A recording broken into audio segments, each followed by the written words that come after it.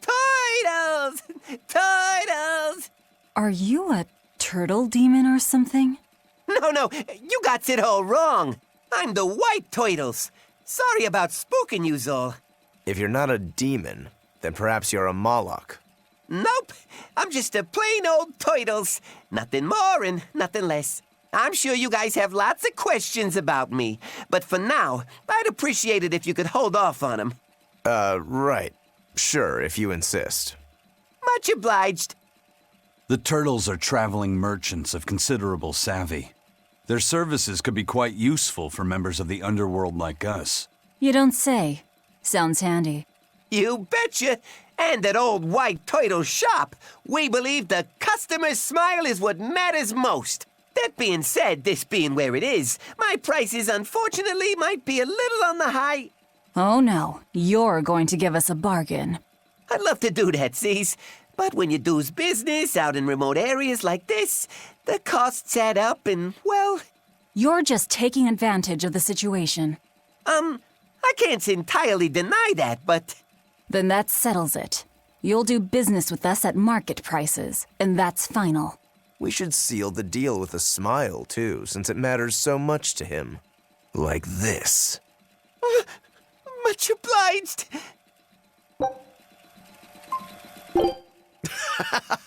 You sure know how to drive a hard bargain, Velvet. What else was I supposed to do? Would you rather I devoured him and swiped all his stuff? You're more frightening than the Reaper. Still, that Turtles was an interesting guy. It's a big world, kid. Lot of strange folks out there. So I'm discovering. He probably took one look at us and thought the very same thing. A demon, a Moloch, and a Reaper. We've got it all. Ain't that the truth? Ah! You guys again? Well, look who set up shop here. You couldn't have shown up at a better time. We need more supplies. I'm happy to help you all, but this time I really needs to charge a little extra. How much extra are we talking here? Ooh, you haven't heard the stories, little turtles. Word has it, there's a spooky monster that's been eating traveling merchants around these parts. Eating merchants? She takes the shape of a black-haired girl, and when she finds greedy merchants, she gobbles them up head first. Although, if the greedy merchant was a turtles, I bet she'd start with the crunchy shell. Ah! I'm not greedy, I swears it. Look, I have special sales going on. Everything's marked down to normal prices. How generous of you. Magulu, give the nice turtles the smile he lives for. Always a pleasure. Much obliged. Hey, it's you again. I'm so busy. I'm so busy I can't even notice what's going on around me. You're not fooling anybody. Why bother? I was hoping to not have to deal with yous guys. Whenever I run into yous, I always lose so much monies. Because Velvet always forces unreasonable demands on you? Oh, Miss Exorcist, your concern warms my little turtle's heart. I'm not forcing anything. I just think he's trying to take advantage of us by fixing his prices well above market rate. Price fixing? As in deliberately marking up items so as to take advantage of the less fortunate? I was under the impression that the Abbey strictly forbade such unscrupulous business tactics. Ah! Perish the thought, Miss. Our accounting is always above board. 25 hours a day, 8 days a week. No matter whens and no matter wheres, you can get whatever you needs for the same fair price. That's good to hear. Eleanor, give the nice turtles that smile he so desires. I'm sure running a business is hard work. Hang in there. Much obliged. Hello, white turtles. How's business? Not great. Not great at all. Thanks to certain somebodies, my balances have all gone haywires. Serves me right for counting my turtles before they hatched. That sounds awful, I guess. Don't feel bad. Not like it's got anything to do with us. Certainly not. That's why today's your lucky day, 'cause I'm throwing another big sales. Come on, guys, you're being too mean to him. He's done so much to help us throughout our journey, hasn't he? Yeah, I guess. Listen, Mr. Turtles. If something's ever got you down, you can tell us. I don't know how much help we can be, but I bet even just talking about it will make you feel better. I can't tell you how nice it feels to hear such kind words at a time like this. Sure, fine. But what about the sale? Right! Everything's on sale at market prices once again. Great, thanks. Fee, give the nice Turtles the smile he wants so much. Thanks for everything, Mr. Turtles. No, thank yous.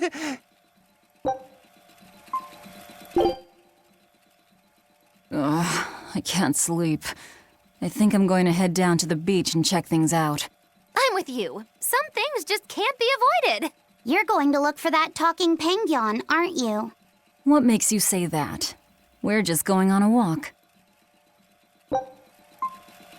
A talking penguin? I didn't dream that up, right? No, that penguin was very real. Or rather, it seems to actually be a human named Jude. He said he came from another world. No matter how much we see, life is still full of mysteries, isn't it? He's got guts, I'll give him that. It'd be nice if we could help him somehow. He's kind to penguins, too. If he was telling the truth, that would make him a castaway from another dimension. We seafarers always help out anyone who's adrift. Personally, I'm curious about this Mila girl, the Lord of Spirits. She might have a connection to the Four Empyreans, or even Inominat himself. Seems unlikely, but I suppose anything's possible. Just in case, I'll keep everything Jude the Penguin told us in mind.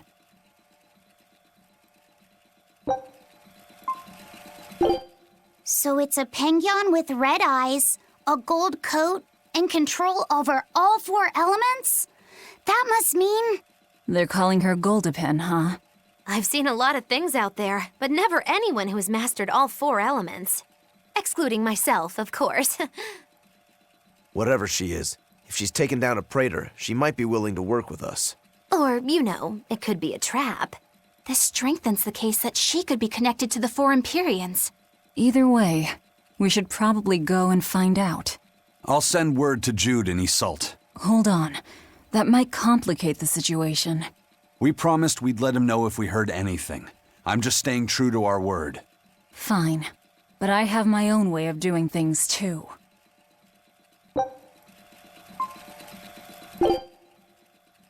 They're gone. Is it really okay to let them leave? What do you say, Eisen? Do you think Mila is connected to the Empyreans? No. Her arts felt fundamentally different from the ones we Malachim use. Agreed. I think I might actually believe they came from another world. In that case, we can let them be. Since she took down that exorcist, I don't think we need to worry about her joining forces with the Abbey.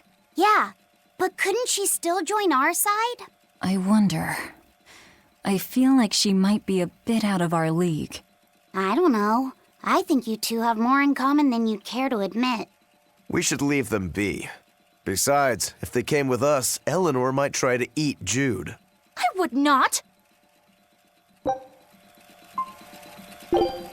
Was that Goldapen talking just now?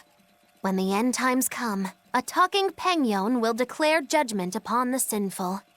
Goldapen is said to be an ominous creature that signals the end of the world. Oh yeah, I remember all that now. I can't believe that Goldapen was the harbinger of the end. That was a close call. If Velvet had devoured everything like usual, the world would have ended. Hey, I'm not the Reaper here. Anyway, I'm glad Jude and Mila were able to go home. Definitely. Although, I'm not sure I'll be able to eat penguin meat ever again. Indeed. Wouldn't want to accidentally nosh on the harbinger of the end. With wild demons this close to the capital, the Abbey must have had its hands full. Eisen, what did he mean by a code red demon? It's like a most wanted list for demons. From the latest I've heard, There's around 10 such demons across the territories. Oh, they sound pretty tough. That would be putting it lightly. Suffice it to say, you wouldn't want to face one unprepared. Then we'd best be prepared. Let's get going. While we're wasting time here, the Abbey is digging in. Hey, that noisy demon looks pretty strong. Think it might be one of those Code Red demons? Doesn't matter to me. I'd rather not waste my time fighting it if I don't need to. I don't see it as a waste of time. Look, the Abbey only has a handful of exorcists strong enough to take something like this down, right? Probably. I'd say praetors like Lady Teresa and the legates could probably take it on. And those guys are all your enemies, right? I see where you're going with this. The Abbey is strong, both in its individual members and as an organization. And if we're to close the gap between us and them, we need to fight strong opponents like this demon. That's what I would do. But you're free to make your own decision. All right, I'll concede the point. But we should determine just how strong it is first. I don't want us to bite off more than we can chew. That goes without saying. I'd rather not get myself killed due to inadequate preparation. You don't have to worry that much. If you want to go fight, I'll help keep you safe myself. I promise. I don't recall asking for your protection. You don't need to. Whew! That thing was pretty strong. You just wanted something good to train on. I'm not in it just for myself. If I get stronger, I'll be more helpful in your battles. This counts towards the repayment of my debt. But you don't deny at least part of it was for yourself. Of course not. Every true swordsman wants to train so they can improve themselves. It might be a little late to ask, but what debt exactly are you repaying, Rokuro? My sword is my life. When I was separated from it, Velvet told me where to find it. Also, she broke me free from a 500-year-long prison sentence. You say that like it's an afterthought. And that's why I can't fully trust you. I don't follow. Us Rangetsu men are renowned for our sense of duty and commitment. Actually, now that you mention it, Rangetsu's a pretty unusual last name. I heard your family specializes in unconventional swords and fighting styles. That's true. Our ancestor was a swordsman from way off in another country who came to this land a long time ago. A foreign swordsman, huh? I guess that explains why your swords and techniques stand out so much. He had quite a hard time getting by in this unusual land, until he was taken in by an aristocratic family. Ever since, the Rangetsu clan has accepted the rule of their benefactors and has served them in repayment of their debt. Served them as bodyguards? Bodyguards, assassins, spies, body doubles. Whatever the order, your family will carry it through. Always return that which you've borrowed, even if you must repay it with your life. That was our ancestors' creed. In truth, 4 of my 5 older brothers are dead. You have to admit, we take our sense of duty seriously. Yeah. All right, I get it. You and your family are all tied to your sense of honor. That seems to be the case. We can count on him. As long as he's on our side, at least. Oh, come on, that's not fair.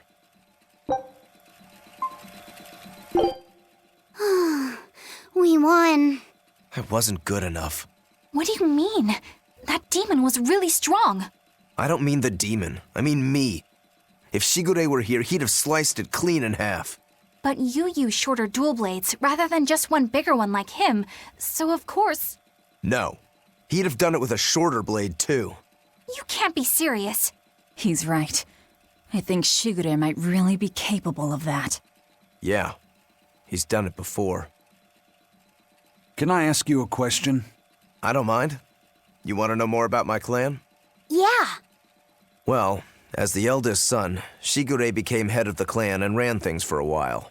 But 3 years ago, a rumor started floating around that he was planning an insurrection, and our lord immediately called for his execution. Sounds like he doesn't waste any time. Shigure never particularly cared about our lord to begin with.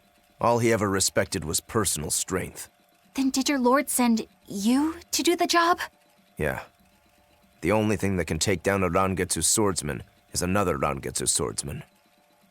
I thought I could handle it. I knew his every trick and had the time and place all planned out.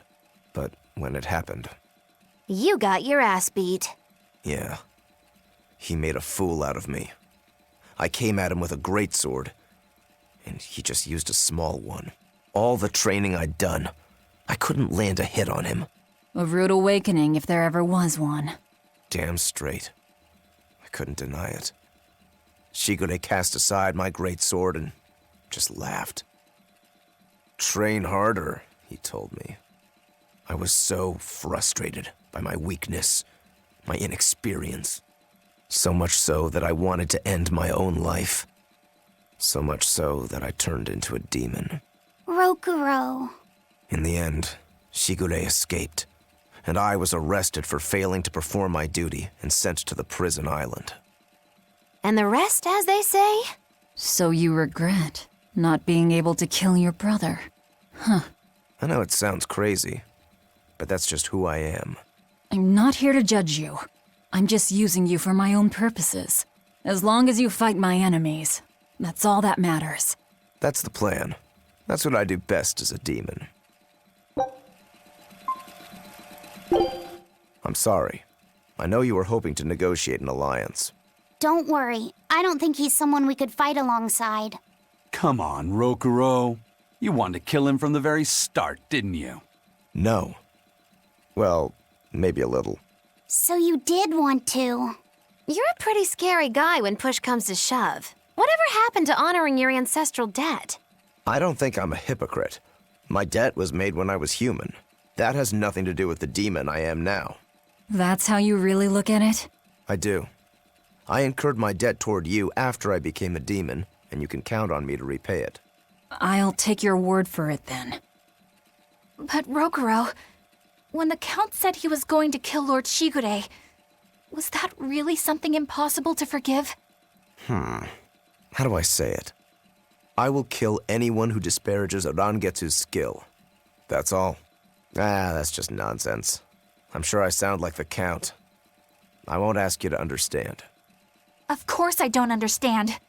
But still, I don't think it's nonsense. There are just some things a person can't surrender. Theodora. She must be that white-horned dragon, right? She must be. I don't see any other reason for Zavid to risk his life protecting a dragon. To be living with human children who have gone through such trauma. The risk of exposure to malevolence would have been high. And yet she was willing to help them, to take them in. It's no wonder Zavid wants to save her. But there's no way to turn her back into a Malak, right? That's correct. Which is why you feel you have to kill it. I don't disagree with your conclusion. But But I think you're going about it the wrong way. how so? No one would stand by and permit his former love to be killed before his very eyes, even when said love has been irrevocably changed. If you could empathize with him and talk things out, I think you two can come to terms without having to fight. For some things, Eleanor, emotion runs too deep for reason to be heard. If he was so easily swayed that words could convince him, he would already have killed that dragon. But still, I'm not in the mood to argue. Let's just go. If only I could learn how to control those flames. Another ancient book.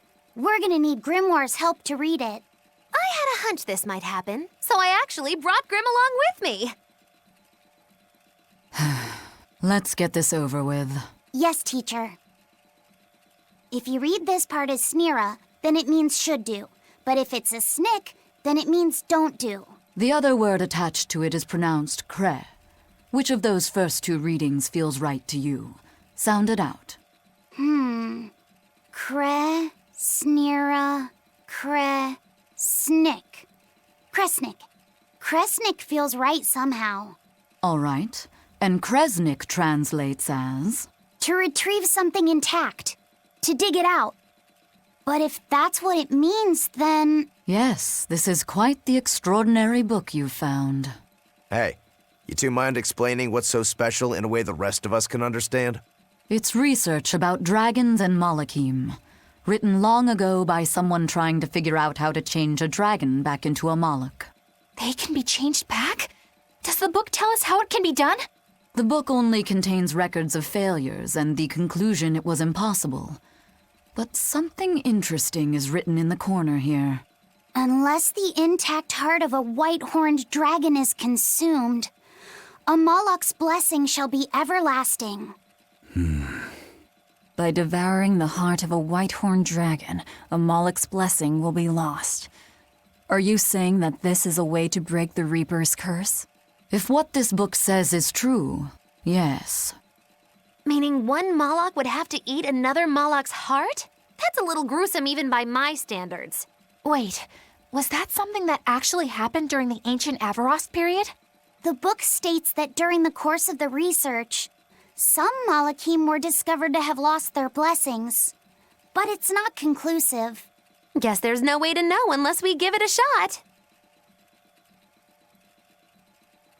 Do you intend to try? Zavid! What are you doing here? A nice old lady at the market told me what you guys were up to. I guess you know the Bloodwings too, then. Oh, you know, the ladies just can't keep away from a good man like me. Young and old. They just love me. Not a chance. You guys don't know how to take a joke, do you? Well, some things aren't a joking matter. You gonna try and kill her? And what if I do? You won't. I'll stop you. Even if it means you have to kill me? What is it with you and killing everything? Maybe you've been a little too receptive to the whole Reaper thing, huh? Don't answer a question with another question. I asked you first, Eisen. Sometimes, death can be the release someone desperately needs. I will kill that white-horned dragon. Don't call her a dragon, damn it! She has a name. Theodora. I have nothing more to say to you. This is your final warning.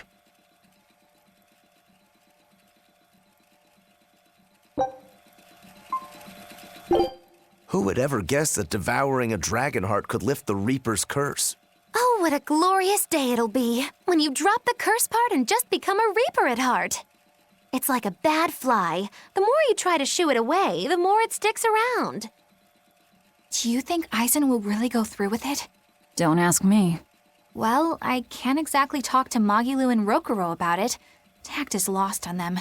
You're all I've got. Hey, Eisen? What? Are you really gonna kill the dragon to get rid of the curse?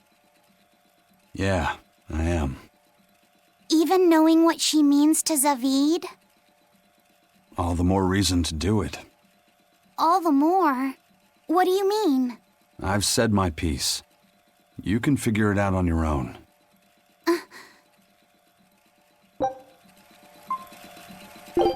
With people talking about that dragon so much, I wouldn't be surprised if we ran into Zavid.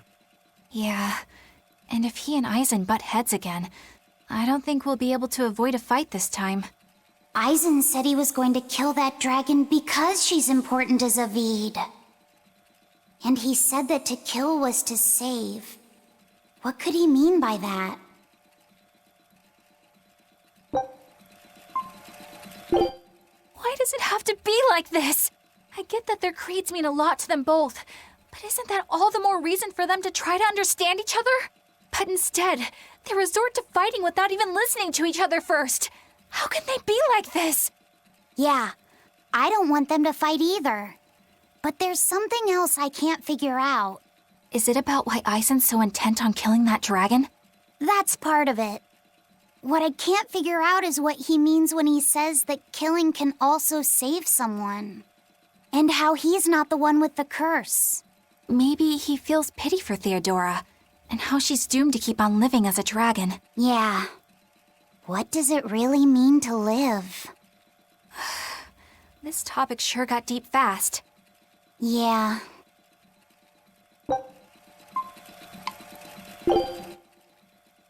That's why I think it's high time for Magilu's Menagerie to put on a show. And for our act, we'll be a comedy duo. Comedy? Where'd you get that idea? You heard me propose a challenge to little Majaloo, right?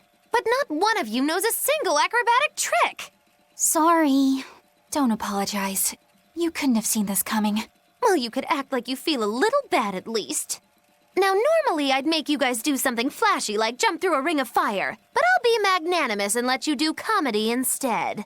With comedy, I can take control of the stage and keep things lively. I can feed you the audience on a platter. But going on the same stage as Majaloo, it's too much to handle. Oh, I can't wait to take her down a peg or two. I'm out. I don't even know why you're bothering. It's hopeless. It's not hopeless. Plus, if we do well, we'll be raking in the dough. What better opportunity do we have to get started than now? After all, people will come thinking we're Majaloo's troupe. You're sure eager to profit off of her good name. That's exactly the material I want. Keep throwing out such zingers and the audience will be in stitches. I'm not sure I follow, but okay. The only thing getting thrown out is gonna be you. You know, I think you could pull off being the straight man in our act. What? Keep your compliments to yourself. This plan might sound dumb, but more money never hurts. Eisen, not you too.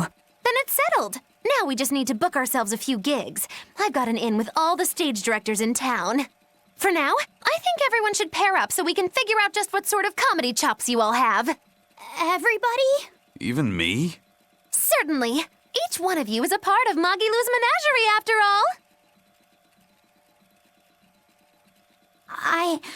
I'm not so sure about this.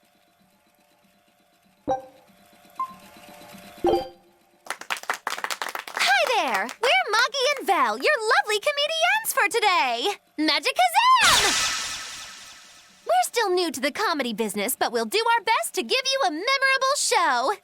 Now, I'm Moggy, the bright, beaming one in the pair, while my moody little partner here is... Hey, what's wrong, Val? Everything okay? You need to put some energy into this, or we're in trouble. Come on! If you've got one redeeming feature, it's your moxie. That might be, but this is different. I can see you're going through something right now. All right, let's take a deep breath together. Excuse us for just one moment. Velvet, what are you doing? We're losing the audience. I can't help it. I've never talked in front of such a big crowd before. Wait, don't tell me you've got stage fright? So what if I do? That's so unlike you.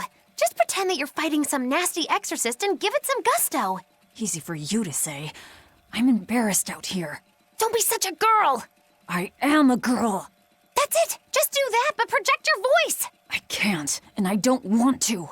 You're a comedian, you have to. Where's your passion for your newfound art? I'm not one, and I've never had any. No, I can see it within you, deep down, the burning passion of a true artist at heart. I've had enough! I can't do this with you! Sorry, folks, show's over.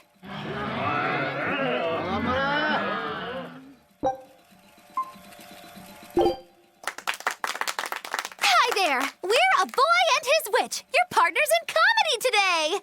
Magikazam!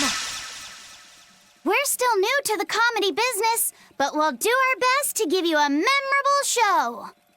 I'm Fee, the cute one, and this blustering witch is... Magiloo! Wait, who are you calling blustering? Meow! Sorry, I just suddenly felt like doing an imitation. An imitation? Like, of a cat? Not just any cat, a nearby cat. Meow!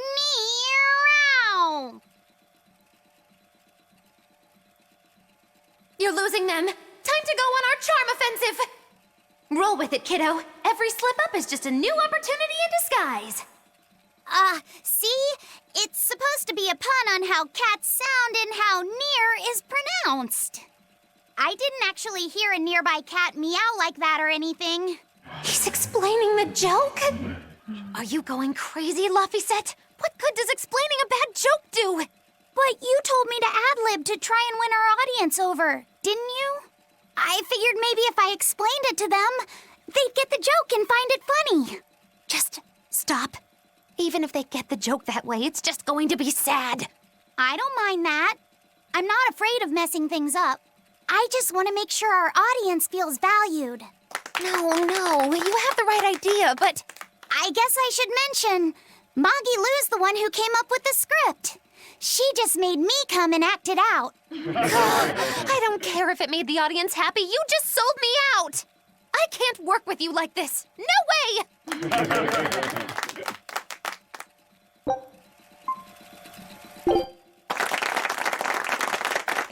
Hi there! We're Moggy Lou and Rokuro, a wild, rough and tumble pair. Ha ha ha! Magicazam! The weather's so nice and salt, isn't it? Especially the sea breeze. Speaking of which... Sea breezes are bad for swords. If you don't keep them polished, the salt will rust them. I suppose that's good advice for any sword enthusiasts out there. But anyway, doesn't the air make you want to eat seafood? Ah, sashimi, fresh-boiled fish on the shore, seafood bowls. So many kinds look so delicious, but... And fillets, too. You can't forget those. Takes true mastery to be able to use a blade so finely. Every creature, not just fish, has delicious spots that make for perfect cuts if you know where to find them. That's kind of gross, but okay. Some seafood that tastes good looks downright weird, you know? You've got octopuses, you've got swordfish, you've got... Swordfish! Now, if there's one fish out there I'd love to duel at least once, it's that one for sure. You know there's not much I can do with these sudden wild tangents, right? No. You see, I was just making a gag about how I'm a swordsman, so a swordfish would be like my rival, you get it? Oh, just shut up. Oh, okay. So you've got octopuses, swordfish, you've got those freaky deep-sea anglerfish. Some say the more bizarre-looking the fish, the better its taste. Maybe it's true. I love pufferfish, and they're really weird, round-shaped. Speaking of round animals, I once met this round-looking guy named Armadillon. I'd never seen anyone so round before or even since. Ah, I can't take it anymore! You're a nightmare to work with!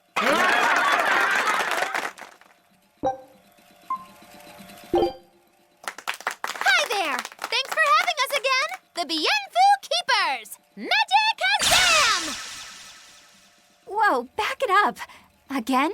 If we're supposed to be regulars here, then why does everyone look like they've never heard of Bienfu? And what's with this Magicazam stuff? Is that some kind of spell? Gosh, it's really been getting cold here lately. Are you just going to ignore my questions? What does it matter? Aren't you too cold to worry about things like that? Does this feel summery to you? I can be cold and ask you questions at the same time. Actually, it is rather cold. See? I said it was cold. In fact, I've been so cold lately, I even set fire to my clothes. Isn't that going too far? No, that's how cold I was. In fact, that wasn't enough, so I set the house on fire too! Your house? Why would you do that? Oh, don't worry. It doesn't bother me at all. And who said it was my house? The one I set on fire was yours. That's a crime, you know.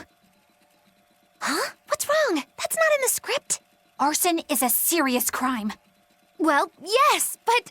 In the script, the punchline was supposed to be, but when I saw how much it would cost to replace them, I got the chills. Yeah, but I got into the moment and thought I could ad-lib something better. You're advocating something morally abhorrent. Change it back. What's the big deal? You're getting worked up over a joke. Crime is not a joke. Even speaking as a normal citizen, I can't condone speech that promotes such a horrifically antisocial act. Oh, now you've got me all mad. I give up. For good. No, it's bad. I said I give up. For good. No, it's bad.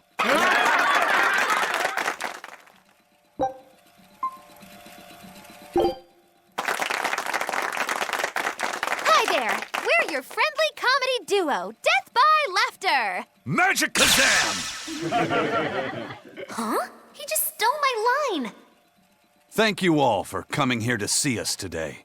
Now, when you think of Rakugo, you of course think of classic characters like Hatsuan, Kuma-san, Oya-san. And there's the neighborhood retiree, and Yotaro the fool who... Whoa, hold it! What are you rambling on about? Does it matter? I'm just trying to get a feel for the audience. Every comedian does it. Not anymore. Speed is key nowadays. Speed! You need to be snappy and get straight to the point. Well, I object. Comedy that forgets the old classics has no future. What's old is tired. Comedy is always evolving. It has to. You must be some new wave type then. Did you just click your tongue at me? No.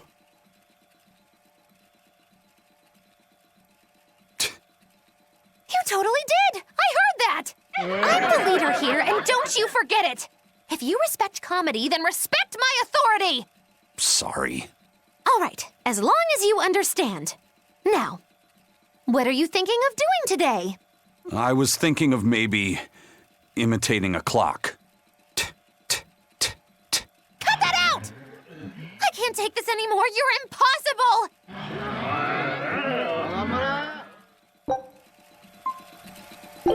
Your attention, please. I've tabulated the results, and I've come to the conclusion that you're all hopelessly unfunny. I'm sorry. I don't really care how it went, but when you put it that way, I get a little pissed off. Anyway, that's why I'll be teaming up with Bienfu to take on Modulou. Works for me! I'm ready when you are, Miss Mogulu! Which bit are you gonna do? Your specialty, Cat Emperor? Or the surefire automaton assault? Neither. We need brute force to win, so I'm going with Elysian Thunder. Which means that when things are at their peak, we're gonna hit the audience with lots of thunder, right? Right. Thunder in the form of relentless ad-libbing, as much as we can possibly handle. Okay! I'll scout out some local material we can use for our opening warm-up, too! Great! You do that! You two are really in sync. Couldn't you two just have teamed up from the start? It's almost like the whole thing was an elaborate joke just so she could have this punchline. Well, now with that settled, let's make our way to Logres and meet up with Modulou. Thank you, Mogulu. Huh? For what? I mean, for spurring Modulou on. Color me surprised. Well, I don't know if I'd say that. Who can say? It's anybody's guess what Modulou and Volta do from here on out. Very true. She could be crushed under the weight of his expectations. She could simply reach her limit and lose hope. Neither teacher or student could abandon the other. And say she one day meets his standards of perfection. Who knows whether it would even make her happy? Mogulu, are you sure you aren't talking about... I'll say this much. It's human nature to end up wanting to stay with someone, if that person is someone who needs you. Humans are weak like that. But that's what also makes them human. Yeah, you're right. Look at me. I don't even have a punchline for this one. Yeah, are you sure you're not running a fever? It's all right. It's a nice change of pace. Yes, but only on occasion. Miss Mogulu, what's gonna happen to all that material I practiced for our act? Nothing, obviously. Yeah. There's your punchline.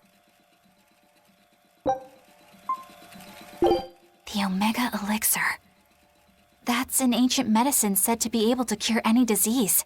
But it was my understanding that no samples or recipes survived the Era of Darkness. Meliodacian script was used prior to the Era of Darkness, so I guess it's possible that Videl's recipe might be legit. He's just a kid. I don't know how much we can trust his translation. You saw his notes. I doubt many adults could even get anything out of that book. He might be onto something. Kids are more capable than we give them credit for, especially where their interests lie. I think we can trust Videl. Laffy used to read books intently like that, too. Furthermore, couldn't a hypothetical Omega Elixir be quite useful to you, Velvet? Laffy-set, you look like you really want to track down those ingredients. Yeah, I do. Personally, I don't really care. But if you want to look for them, I won't stop you. Okay.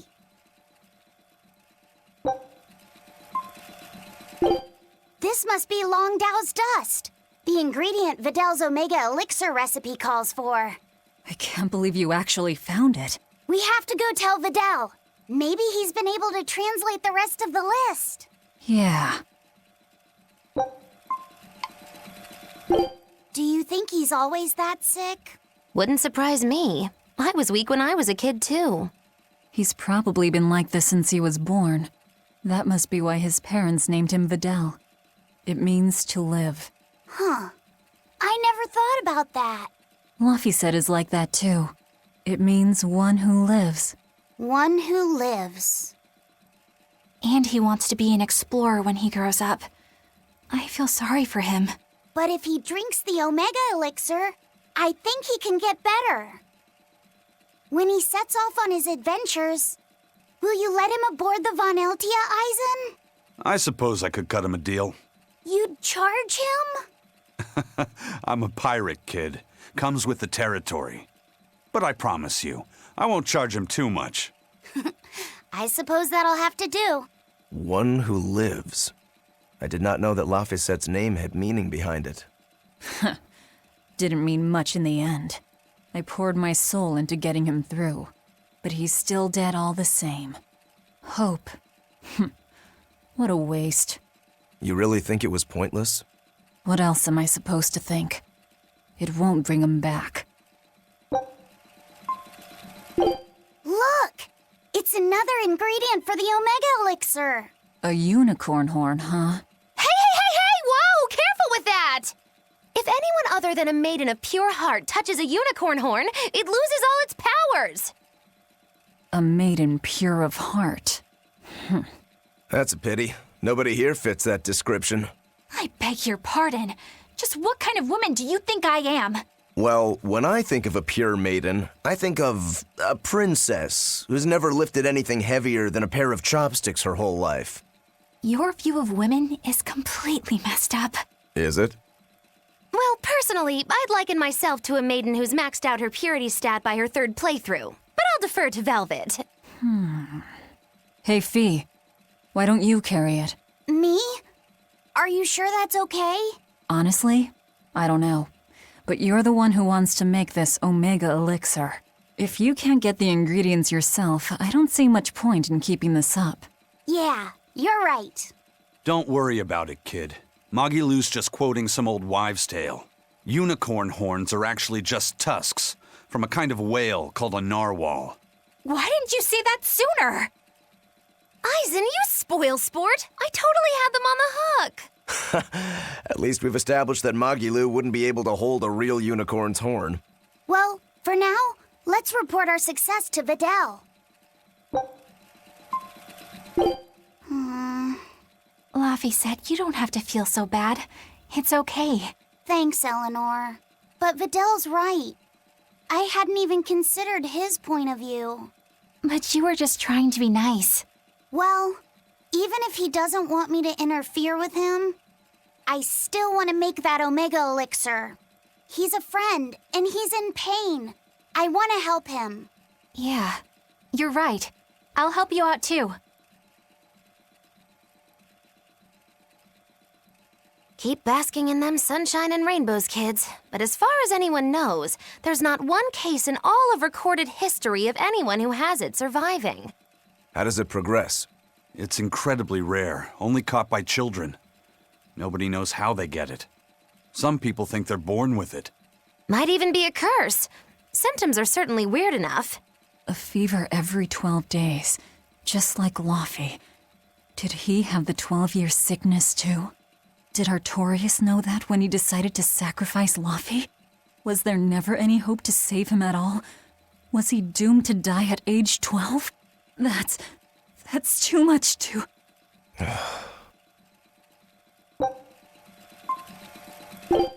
There's a cloud sheep egg, another ingredient for the Omega Elixir. All right! Let's hurry and get this back to Videl. I'm not sure I've ever seen Laphicet so animated. He's never really lost anything, so he can still believe in hope. That's a dark way of putting it. Once he's confronted with reality, he'll change his tune. Are you certain? Yeah, everyone's like that. Then how do you explain yourself? You've lost. You've been hit hard by reality. You don't have any hope for anything. So why do you risk your life with this revenge business? Why the hell shouldn't I?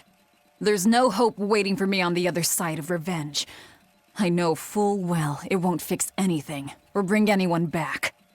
But it's a damn sight better than sitting around doing nothing. And that's probably how Laphicet feels right now, too. I can't let go of all my anger and sorrow, and he can't bring himself to stop holding on to hope.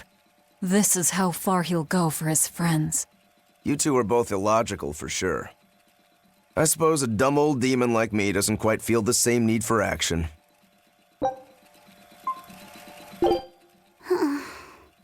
Laphicet, you don't have to feel so bad. It's okay. Thanks, Eleanor. But Vidal's right. I hadn't even considered his point of view. But you were just trying to be nice. Well, even if he doesn't want me to interfere with him, I still want to make that Omega Elixir. He's a friend, and he's in pain. I want to help him. Yeah, you're right. I'll help you out too.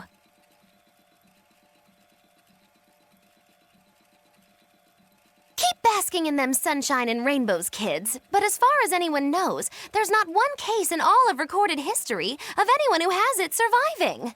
The 12-year sickness. We saw this in the Earthen Historia.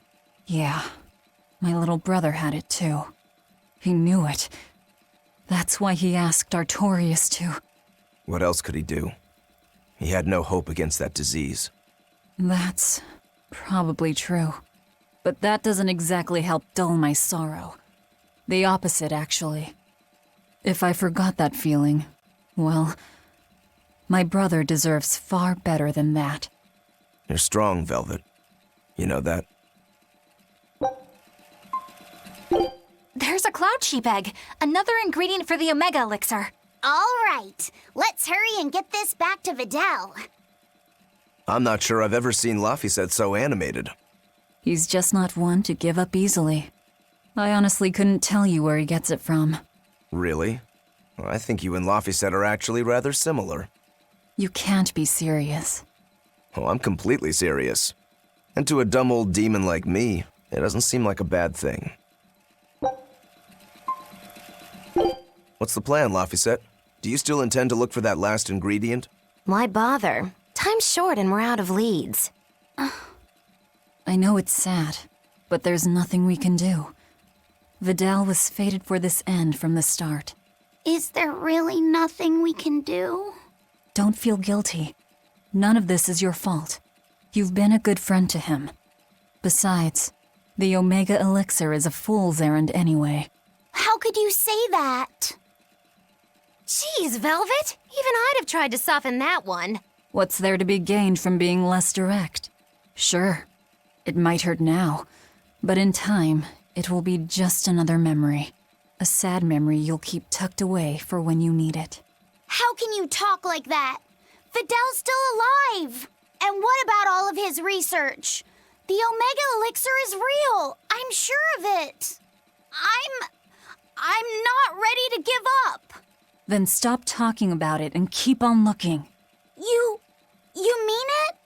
Once you've lost him, it'll be too late. No matter how sorry you feel, no matter how deeply you regret, regrets don't change into memories. They hang over you like a living nightmare. But you haven't lost your friend yet, or your hope. Yeah. Then hold on to it as tightly as you can. Okay, I'm going to find that fourth ingredient. Let's take another look at the clues in Vidal's notes. Now that we know what the last ingredient is, there's just one thing left to do. Hey, I think that might have been Vidal's dad. Well, now that you mention it, Vidal did say that his dad was an exorcist. If he was the one who borrowed the book from Vidal's mother, that would explain how he got here. Damn, though, that's cold. Doesn't that mean he was willing to give up on his son? How could he place more value in the Abbey's teachings than on his own son's life? I think he made the rational decision. Remember, he felt that there was no way he could get the last ingredient for himself, so... Yeah, okay, sure, logic. Kids ain't logical. How do you think Vidal would have taken this? I'm sure he'd be terribly hurt. Look at it like this. That guy clearly went to a lot of trouble to decipher the book. He would have faced considerable dangers just to get here. Exorcists can't save the whole world. They have to live their lives conflicted like the rest of us. If everyone lived as selfishly as me, the world would be a wasteland. Velvet, I don't disagree, but he knew what he was doing. Am I dreaming this? Is Velvet actually defending an exorcist? Pinch me! I'm only stating the truth. Anyway, if we'd fought, it would have been to the death. Good thing this ended peacefully. Fee, I can't tell you what's right in this situation. But if Vidal does die, the sadness will be numbing. I can promise you that. Yeah, but I think even in sadness, hope can spring to life. As long as you keep living. anyway, we've got everything we need. Let's get back to Vidal's house and make the Omega Elixir. That exorcist said the last ingredient was a Moloch's prayers. That's all it is? We're in good shape then. We've got Laphicet and Eisen and Bienfu. One of you can surely squeeze out a prayer or two, yeah? All's well that ends well, Hard to believe we managed to actually make an Omega Elixir. That's one hell of an accomplishment. Oh, and here I was anticipating much wailing and gnashing of teeth. Vidal turned out to be pretty resilient, huh? Can't you just say good job like a normal person? You're no fun. You did good, kid. Thanks. But I might have given up if not for Velvet's encouragement. All I did was rile you up. I wouldn't call it encouragement. Not you too, Velvet. Anyway, that was a noble thing you did, Laphicet.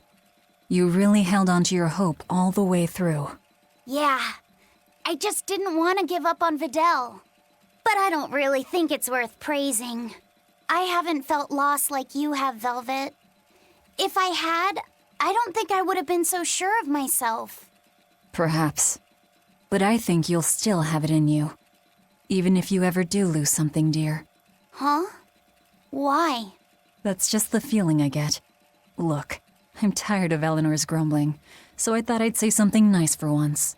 Could you not make this my fault? Eleanor, Medesa's being mean. She keeps telling me to dry my hair after my bath, but I don't wanna. What? Is that all you're arguing about? This is important. Just because she's a Therian doesn't mean she can't catch a cold. But I won't! I won't catch a cold! I swear! I don't want to take Mom's yucky, awful medicine, so I'm not gonna get sick. If you insist on being so stubborn, we can do this the hard way. There's no need for everyone to get so worked up. Her hair's pretty much dry already, right? Yeah, what she said.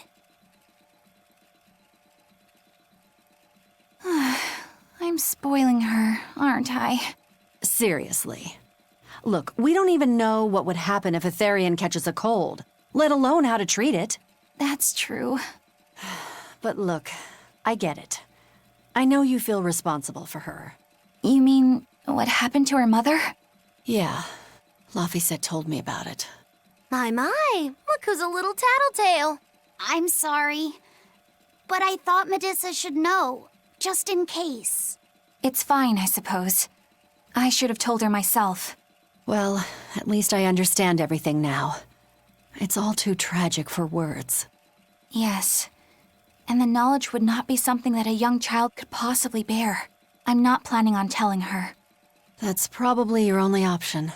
But do you really think you can keep lying to her forever? I have to. For her own sake. For her, huh? All right. I'll go with you on this. You two are going through an awful lot of trouble for a selfish kid. All kids are selfish. They're selfish. But that's what their families and their mothers should be there for. Don't you have any memories like that yourself? Sorry, but I'd rather just keep them to myself. Pish and piffle. Everybody and their issues, am I right?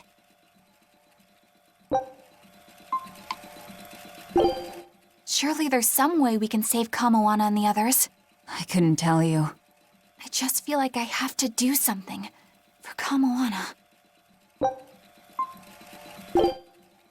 Laphicet? Is everything okay? Yeah, it's just...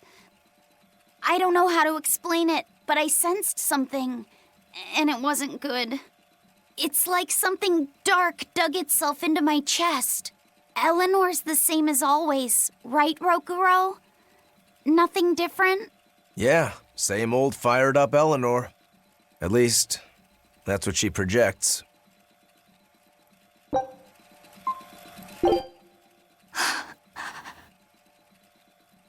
Eleanor, you've gone pale. What's wrong? I'm fine. It's nothing. If you say so. Hey, Laphicet's your partner. You realize that he can probably sense your worries? I don't care if you keep secrets from the rest of us, but you should at least be straight with him. You're right, Rokuro. I should. I'm sorry, Laphicet. That's okay. I don't know how much help I could be anyway. Well, having someone listen would be help plenty.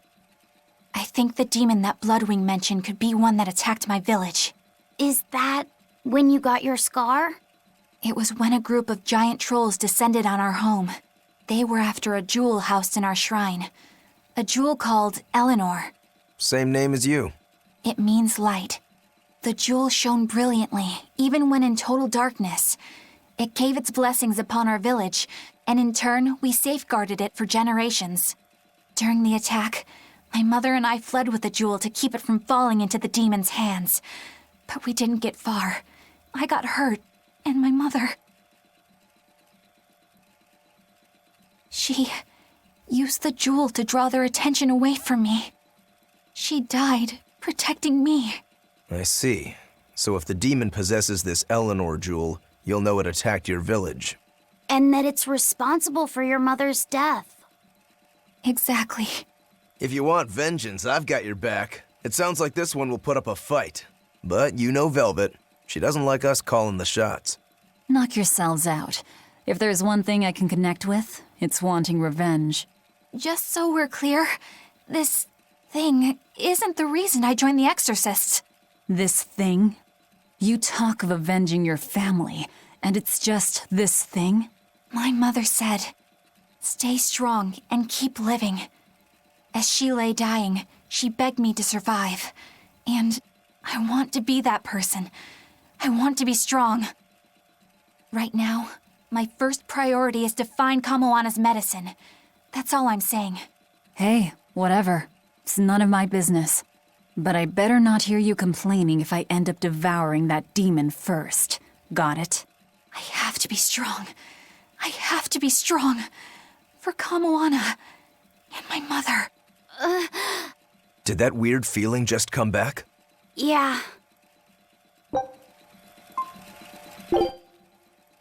Fee, are you holding up okay under the malevolence?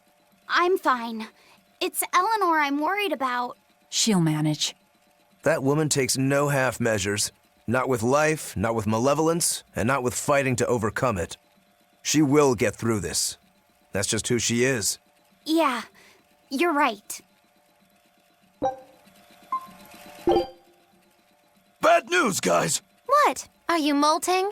This is serious! Kamoana's gone delirious from her fever. She turned into a Therian and went crazy! Where's Medusa? She used herself as bait to lure Kamoana away and keep anyone here from getting hurt. They looked like they were headed for Mount Killerhouse, but I'm not sure how long Medusa will be able to hold out. We need to go after them! Are you all right with me taking the lead? Yes. Go ahead. Kamoana's fever has finally broken. She seems to be sleeping soundly. Well, that's one crisis averted. Eleanor, I couldn't have done this without you. Thank you. I was just following your example. You're really prepared to pull out all the stops for her, aren't you? I am. I don't know how this will all end up, but it just feels like the right way. I may be weak, but as long as I can stay true to myself and live life as fully as I can, I figure my mom will maybe understand. You already seem pretty strong to me, Eleanor. Seriously? What could ever make you think that? It's the parts you don't think about that are the strongest. That doesn't even make sense. A mother's not ever going to be that hard on her child, no matter how they turn out. Mothers just want their children to be well and to live a happy life. I'm sure that's what yours meant for you. You think? Sounds right to me. If you ever become a mom yourself, you'll understand. I can't say I plan on it right now, but Duly noted. Eleanor! What's wrong? Why is your face all red? Is it? It's just, you see... We're just having a little girl talk amongst ourselves. You're free to join if you like, though. What? No thanks. Sorry to interrupt. Maybe I shouldn't have teased him so much there. I may not be a mother, but I think I do understand. When I'm around Laphicet and Kamoana, strong or weak, level-headed or a little lost, it doesn't matter. All kids deserve to have a good life. What makes this cat's towel so unique? It just looks like a normal cloth to me. Maybe there's more to it. It did belong to a cat's. I cannot say why, but I have this sudden urge to leave everything else behind and wear only this towel. Please don't. Oh, if you insist. I guess even demons have some lines they shouldn't cross. Yes, definitely. That's enough, you two. Let's just start heading to Mount Killerhouse. Is this an Earth Pulse? I sense something strange up ahead. I feel it too. It's something new. Let's proceed with caution. I don't think this is any ordinary Earth Pulse.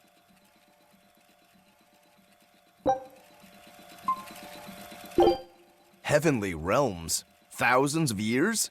This is starting to get crazy. Eisen, do you know anything about the Heavenly Realm? That voice said the gate hasn't been open for thousands of years. No way I'd know about anything that old. I've only been alive 1,000 years, so yeah. It's from well before my time. Wait, did you just say you're 1,000 years old? I knew you were older, but by that much? I apologize. I should have been more respectful. Do you need me to massage your back or something, old man? Drop it. I'm still young by Moloch standards. You ain't kidding. Old Grimm's a strapping 5,017 years old. Incredible! Since the subject has been broached, how old are you, Magilou? Who can say?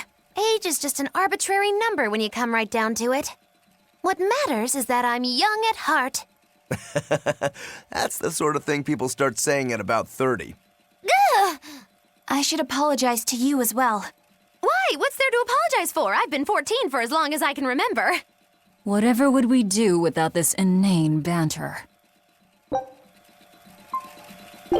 That's too bad. It was such a lovely hot spring. I wish we could have stayed a little longer.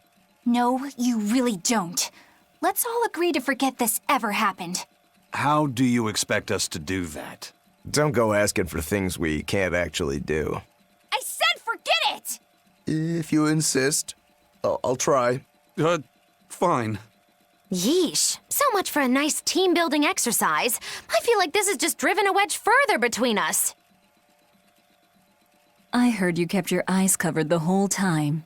Yeah, I did. That's so you. What's the problem? I was just trying to be polite. It's fine. There's no problem. But I didn't cover mine. Oh, Velvet! Why would you even tell me that?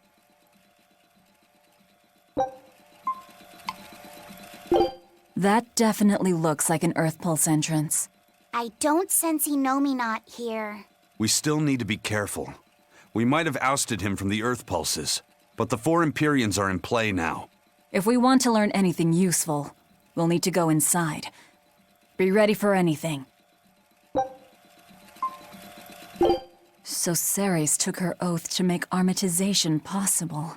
But what a heavy price to make her pay. And Artorius did it knowing that she was his reincarnated wife. Oh, who am I to talk? There was a time not long ago when I'd have done the same thing. Regardless, things are now starting to come together. What happened to Ceres and to Eifried and Siegfried? It's all related. This all occurred so Artorius could armatize with Inominat and control him. And then Velvet ended up devouring that power and making herself public enemy number 1. How deliciously ironic. No, Ceres knew what was going on, and she still... But the Abbey has secured Siegfried's formula, and they're almost certainly using it to complete Inominat's Armatus. Let's keep going, Velvet. Yeah, we've come too far to turn back now. I'll see this through to the end. That was Velvet's sister and Artorias. That's how I remember Celica. And him, too. I see. Lord Artorias. Eleanor, I know that the exorcists believe from the bottom of their hearts that their work will save everyone. Perhaps. But that won't stop you from fighting them, will it? No, it won't. Isn't ignorance bliss? Should we really keep digging up the past like this? Velvet's never been one to pick the easy road. What's wrong, kiddo? I was just thinking, the Earth in Historia is supposed to be a vast record of world history. It could show us anything. So why does it only ever focus on events related to Velvet's life? Perhaps it's reacting to her presence. Or maybe, since this place used to be Nominat's vessel, his power is still influencing what we're seeing. If that were true, shouldn't you be able to control the Earth in Historia, kiddo? You're supposed to be part of Enominat. Think of all the juicy secrets we could dig out of the past. Oh, I'm getting pins and needles. I'm not so sure. Having that much access might be frightening. Some things aren't so fun to learn about. Wait, what? How'd we get here? This is the prison island! Probably by an Earth Pulse warp. I'll have to send for the Von Eltia to come get us. I guess I must have met Ceres at some point, but I don't have any memory of it happening. But why would that place connect to here? Well, I mean, this is an Earth Pulse point, isn't it? Ceres might have willed it to be somehow. What do you mean? Velvet is right. I think the Earth in Historia showed us that memory because Ceres wanted us to see it. Or Velvet and Laffy said at least. I think I understand. And I think I agree. It may have taken us all the way out here, but at least we have something to show for it. I suppose we can't complain. Yeah. This was worthwhile. All right, let's get to the harbor. I can think and decide for myself now, but it's kind of nice. I feel alive like this. So rest easy, Mom. I'll be okay.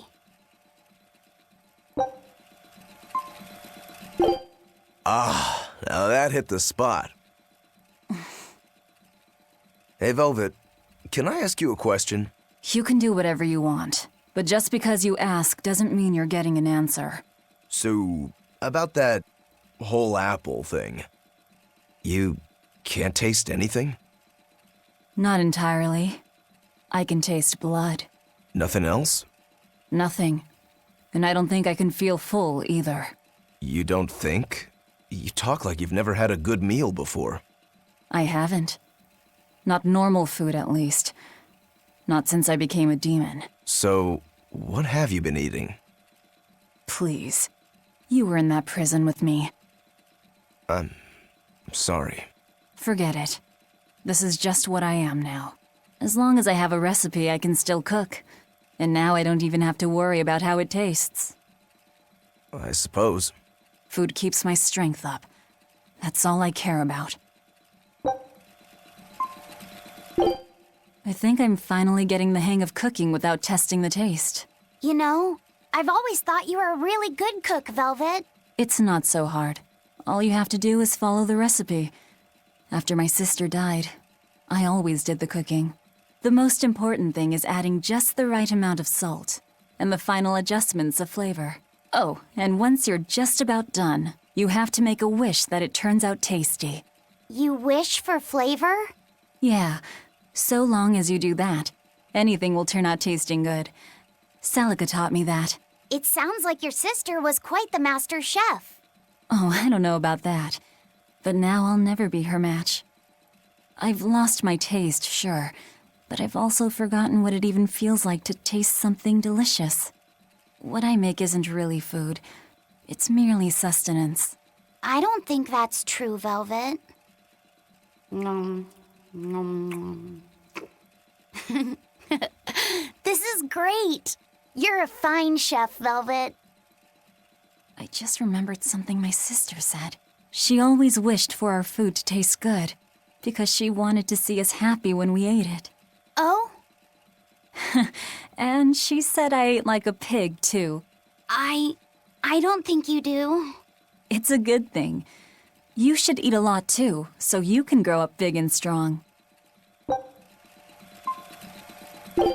Yes, I think I've just about nailed the look and texture of how she used to make it. Oh, did you make a quiche, Velvet? Laphicet? Perfect timing. Would you give this a taste for me?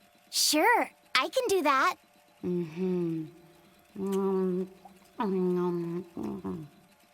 Wow, this is incredible! It's so soft and flaky. It's really delicious. That's good. I don't know if it tastes the way Celica used to make it, but I'm glad to hear that it turned out okay. Now I have to go see the dogs. You mean Orthy and Russ? Yeah. There's something I need to take care of. Like what? There's a dragon on Hexen Isle. Perhaps the one that was caught in the calyx got loose? I don't think so. It sounds like the one we fought some time ago. It has to be Silva. Rein it in, kiddo. That dragon is bad news. I rather like not being a smear on the ground or a slowly dissolving mass inside a dragon's digestive tract. We'd best leave it be. What? Do you feel obligated to help him? Not exactly. Even when we were together, we never talked. I mean, we didn't have any feelings or free thought. We were just there. If you'd taken him with you instead of me, I'd probably have turned into a dragon by now myself. He's beyond saving, but at the very least, I want him to be at peace. It's your funeral. I'll stick around to clean up what's left. I'll go too. Me too. I'm in. Everyone deserves closure. Oh, to be young and fearless. You do realize if we lose, there won't even be any dental records left to identify us by? What did that pirate mean by Class 4? I've never heard of that. It's a classification the Abbey uses to help inform their strategy, an estimation of how well they've been able to manage the demon outbreak in an area. Administrative Zone Classes 1 through 3 have been assigned a suitable contingent of exorcists to guarantee the population's safety. So, Class 4 administrative zones are ones that are still unsafe? In a perfect world, the entire kingdom would be protected, but there's just not enough manpower to go around. The Abbey doesn't send exorcists to remote areas and far-off islands. Instead, they avoid casualties by making those areas off-limits. But that pirate mentioned he'd come close to an island. Are those policies actually enforced? They send out an official notice to stay away, and that's all. It's not like they could blockade every tiny remote island out there. So you're free to dive into the deep end if you want, but no one will come to your rescue. Hope you know how to swim. If they could keep the demons in check, they wouldn't have to tell people to stay clear. Frankly, I think the Abbey just doesn't want to go near places like that. In other words, these are dangerous places that the Abbey has washed their hands of. Makes you wonder how much they can administrate these places when they're not willing to get their hands dirty. Are there many Class 4 administrative zones? I've heard of 10 such regions in my time working as an inspector for the Abbey, but I'm afraid I couldn't tell you their exact locations or their current status. If the Abbey abandoned this island, it's probably safe to assume that it's getting to be pretty dangerous. If we go there, we're gonna want to be prepared. Is that a fighting arena of some sort? I don't see any demons around. Look! There's something spewing out of the middle! I sense a really malicious force emanating from it. It's probably the vengeful spirits of those who fought and died here looking for glory! Thanks for that. Now I've got goosebumps. Let's try not to wind up as more vengeful spirits.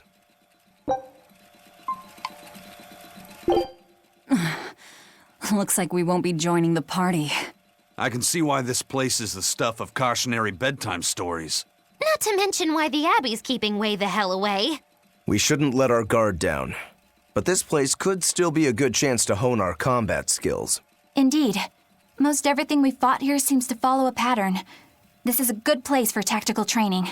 If we ever end up on another island like this one, we should probably come prepared for the kinds of enemies we'll face. We've been to all of the Class 4 islands now. No matter how many monsters we beat up, they just keep coming! After years of neglect, malevolence has seeped into the very bones of those places. No matter how many times we hunt them, more come. Well, I can't complain. They make for good training. You look pretty happy, Eleanor. I am. When I think about how we've gone into places too dangerous for the Abbey and aided the public's safety, it makes me feel good. Sticking your neck out for the Abbey when it wouldn't do the same for you sounds like a fool's errand to me. I don't think so. There's a certain strength to be gained in doing things like that.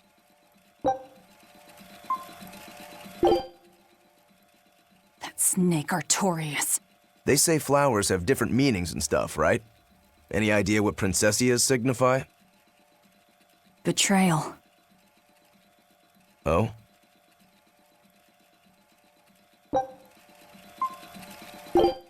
All right, that's enough for today. Thanks for teaching me, Arthur. Your techniques are so amazing. Where did you learn them? They came from my own master, a man named Claudin. He developed them himself. Wow, they're so graceful. I wish I could move like that. I've taught you the forms, but for some reason your execution deviates from the ideal. Well, my body just kinda moves on its own. You're a handful, Velvet. But I will say you do resemble Claudin some. He was a strange person himself. He always wore this peculiar cape, for instance. Cape, you say? Deep down, Claudin was strong like fire, vivacious like water, steadfast like earth, and free like wind. I can't help but admire him to this day. Wow, I'd love to meet him. Sadly, that's impossible. Is he dead? Yes, he is. He died to protect me. That's why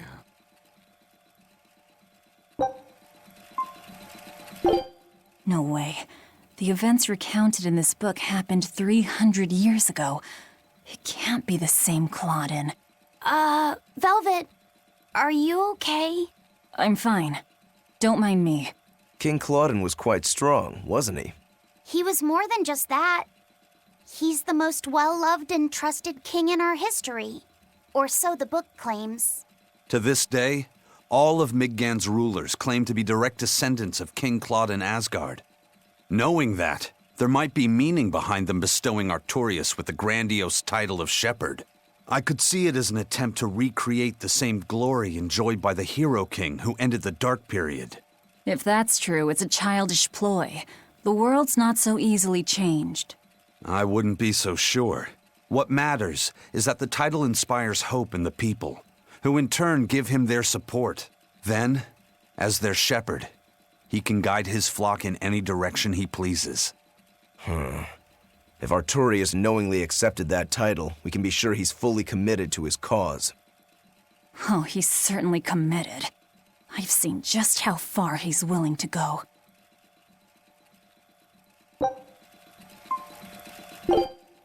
Lord Artorias, I have successfully translated all of the documents left by your predecessor. However, I have concluded that, for the time being, it is impossible to form pacts with all 4 Empyreans. As I feared, not even my predecessor could achieve more than 2. I suppose using the 5th Empyrean is my only option. Is that even acceptable? Doing so would require... I will do whatever needs to be done. I betrayed my teacher. I betrayed the mission he gave his life for, that he entrusted in my hands. For a time, I thought I could bear the weight of my sins and go on living, with Celica by my side. But now, she's gone. Yes. Man can turn reason into disorder, but also can we surpass it? Our true power is in transcending the possible to achieve the ideal. I must bring about the ideal world.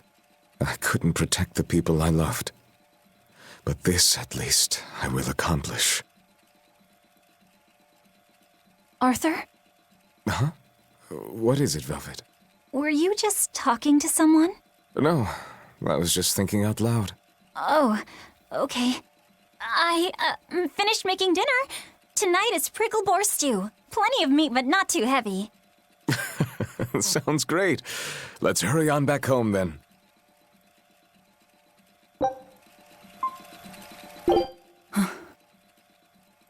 I don't know exactly what all that means, but it kinda sounds nice.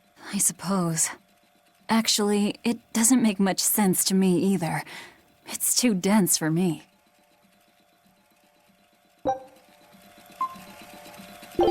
It's hard to believe that King Claudin, the former head of the Exorcists, and Artorius' teacher were all the same person. It's not so unbelievable. Melchior was using the same oath.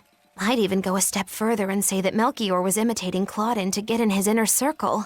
Hold on. You didn't happen to know Claudin, did you? Afraid not. I never met the man in person. But I knew he had enough quirks to really get the old geezer's goat sometimes. I mean, he gave up wealth and power to protect the world as an exorcist. The man lived for his work in the same way that a fish lives to swim in the sea. And Artorius is the one who took his place. For now, let's just focus on getting to Lorngan. Listen, Velvet. If nothing else, I think you should find the truth for your own sake. Yeah, I guess you're right. So, our young head exorcist, racked with despair and helplessness, gave everything up and headed to the east. So then, to Eastgand, I guess? Maybe to a ball. Velvet, why don't we stop in a ball? I feel like we're being called there. Yeah, I feel it too.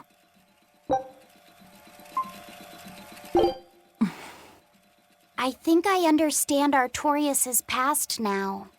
Yeah, no matter who you are or how far up the chain you climb, life never entirely goes your way.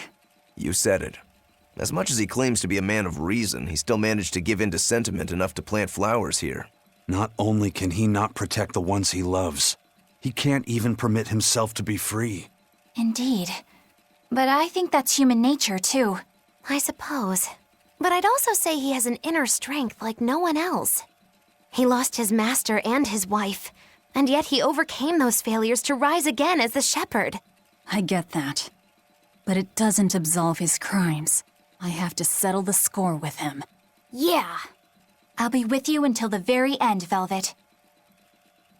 Are you sure that's really something you want to say in front of your sister's gravesite? All the more reason she should hear this.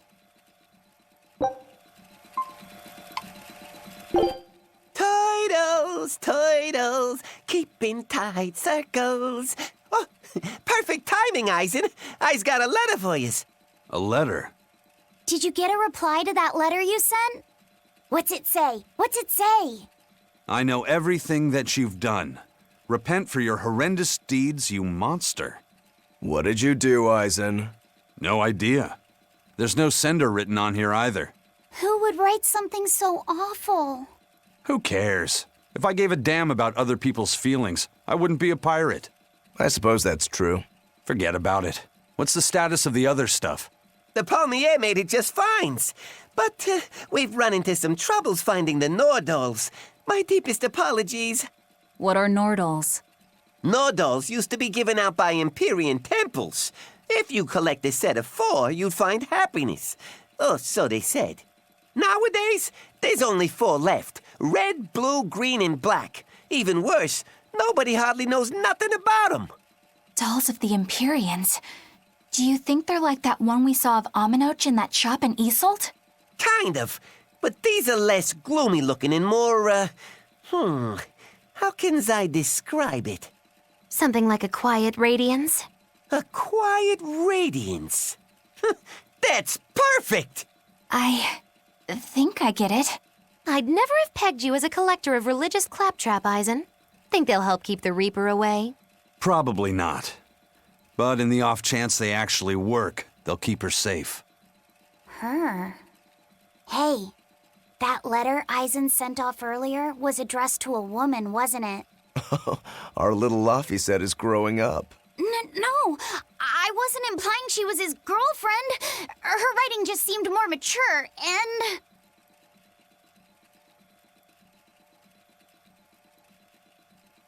It's nothing like that. She's my younger sister. I didn't know you had a sister. She's the only family I have left. She and I live apart for various reasons. I'm guessing your death curse is one of them, huh? Magilu! So that's why. I'd be happy to help you look for those dolls, Eisen. Are you sure? Yeah. Okay, then. Thanks. This Nordal. It looks a lot like Grimoire and Bienfu, but there's something different about it that I can't quite put my finger on. I agree. Those two are positively gloomy, but this doll seems calming, yet glamorous too. Like I said, a quiet radiance. Yeah. You think so? I think it's more lethargic or absent-minded, like it can't tell what's going on in its head. Either way, I'm 1,000 times cuter than that thing. What's cute about you? People who keep their faces covered are creepy. I don't know. There's definitely something off about it. It's charming, but a little ominous. Like I can never entirely be at ease around it, if that makes sense. You think so? Actually, I think it's cute. It reminds me of a little baby. You think this looks like a baby? I remember when my sister was about as small as that doll. She had the tiniest little hands, and she tried to grip my pinky as best she could. Really? I'd take my pinky with her fingers wrapped around it and poke her cheek, and she'd just be all smiles. I swore to myself I'd always do whatever I could to protect her. Once she got a little older and started fixing meals, lots of weird things began to happen around us. Wherever we went, she was in danger. Demons attacked us. A dragon tried to kidnap her. That's when I first realized what it was that I carried. That the cause of all my sister's pain was my blessing, my Reaper's curse. So, you left her behind and went on your search for a way to break the curse. Right. And that's when I met Eifried. It was from him that I first heard about the Nordals. He thought the stories about them were all just baseless rumors. I guess we'll never know for sure unless we gather them all. But... What is it? I think something good will happen once they're all together. Why do you say that? Well, because we found this doll, you shared some of your past with us. That makes me kinda happy. So I think we should get the other three, so more happy stuff happens. Hard to argue with you there. Turtles! Turtles! Boil oysters in the cloisters. Oh, got another letter for you, Eisen. Okay. Maybe it's from your sister this time. You want to read it? Me? Please allow me. Now then. Your cruelty knows no bounds. You bring deep sadness to a fair maiden's heart with each passing day. Repent, or else I'll be forced to intervene. This is your final warning. And that's it. Wow, this person sounds really mad. Eisen, what did you go and do to make the fair maiden cry? I don't know, but I could try a couple things on you. Ooh, excuse me if I forget to be scared. The letter mentions a fair maiden. Do you think it refers to your sister? What? Oh, you could be onto something. She must be lonely so far away from her brother. It sounded like she's pretty fond of you. Are you suggesting that Eisen's sister wrote these letters? I mean, they're certainly unusual, but... My sister wouldn't write something like this. Then maybe it's someone who's spending a lot of time around her. Like, oh, a man whose shoulder she cries on. Damnation, Magilu! My sister doesn't have any guy clinging onto her! Do you know something I don't? Prove it! Bring him here right now! Calm down, Eisen. No one's saying that. But if you're really that worried, why don't you go see her? Have you not done that since you left? I did go back once, a long time ago. But as soon as I showed up, a crowd started to gather. Overcome by malevolence, they turned into demons and attacked my sister then and there. Do you think it's your fault that happened? What do you think? I'd moved us to a safe place, low in malevolence and high up a rugged mountainside. So much for coincidence. I haven't gone back to see her since. Changing topics, I know I said these Nordals were a little off, but I think I'm starting to see that as part of their appeal. Huh? My point is, no matter how odd it might be, any gift could make a girl happy if it's given from the heart. Ha, sorry. You can't have one. That's 3 Nordals collected, and 1 to go. Right. Usually that turtle shows up right about now. What gives? Turtles, loiters, embroiders? You mean the Turtles is late because he's taking too much time getting a new design for his robe? I knew you could follow along, my dear little oyster. Should we wait for him a bit longer? I'm sure your sister's reply has to be arriving soon. I don't write her those letters expecting to get a reply. They're more like an apology for not coming home to see her. But you can't go home because of the Reaper's curse, right? So why do you need to send letters and gifts? Soon after I left, my sister wrote me a letter. She said, "I don't care if it's dangerous. I want to be with you." Maybe the old me, once I realized there was no fixing this curse, would have gone home prepared to do everything in my power to protect her. But I'm not the old me. Haven't been since I met Eifried and his crew. I understand. You found your place on that ship. Even if you lifted the curse, you wouldn't move back home. Do you think your sister knows that? I haven't told her directly, but I'm sure she's realized it. She's smart, and she's empathetic. That's why she never sends me a reply.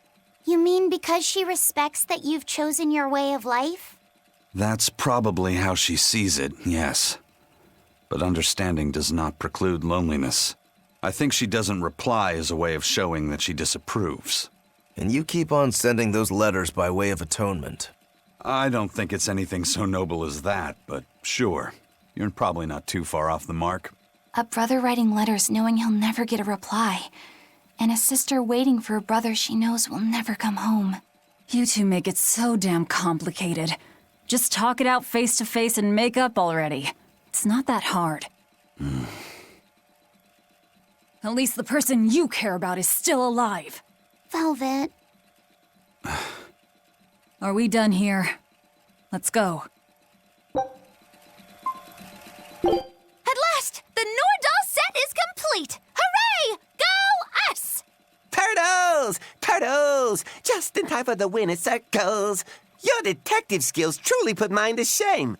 It wouldn't have taken so much time and effort if you'd been willing to help us look. But you'll make it up to us with a suitable discount next time we trade. Can't you give me a break? Never mind. Do you have anything for us? I do mind that. But yeah, here's another letter for Eisen. Another one? I will keep this missive short as my patience with you has expired. Come to the prison island and face your judgment. I will not blame you if you run, but I will consider you a heartless coward of a brother. Oh, this sounds like a challenge to a fight. Now we're talking my language. Let's get going. Whoever this is, they're just trying to get under your skin. Why not let it go and move on? This is the 3rd letter, not counting any that might not have reached us. I say we should go nip this in the bud. Yeah, I think so too. If we just keep ignoring it, something might happen to Eisen's sister. Exactly. I can't allow that. I want to head to Titania and settle things. I don't see any exorcists, at least. They must have pulled a runner once they were finished here. If our challenger knew that when selecting this location, I suspect we're in for a serious fight. We need to stay careful. Hiya! I got another letter for you, Eisen.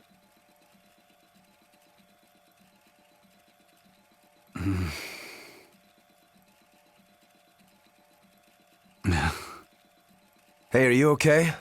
What does it say? I can't read it right now. One of you do it. Okay.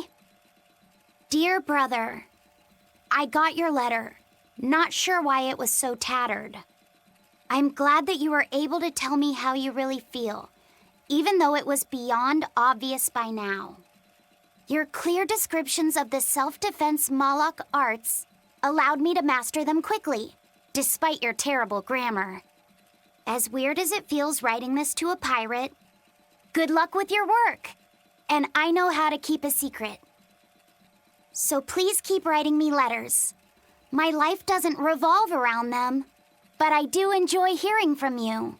I can't see the oceans you sail from my perch here on the mountain, but I'm thinking of you and praying for your safety.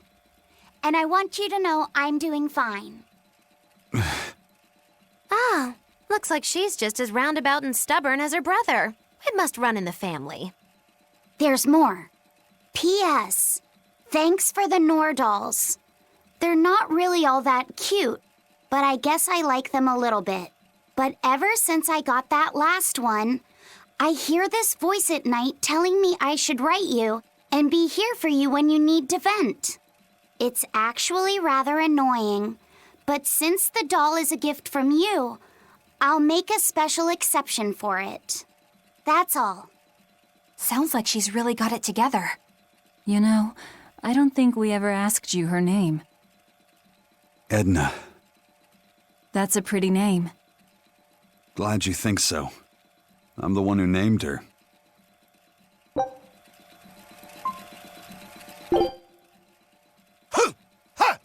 Say!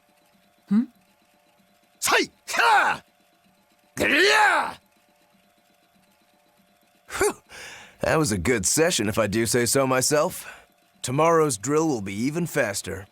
I thought he was being a crazy demon again, but come to think of it, this is just him being him.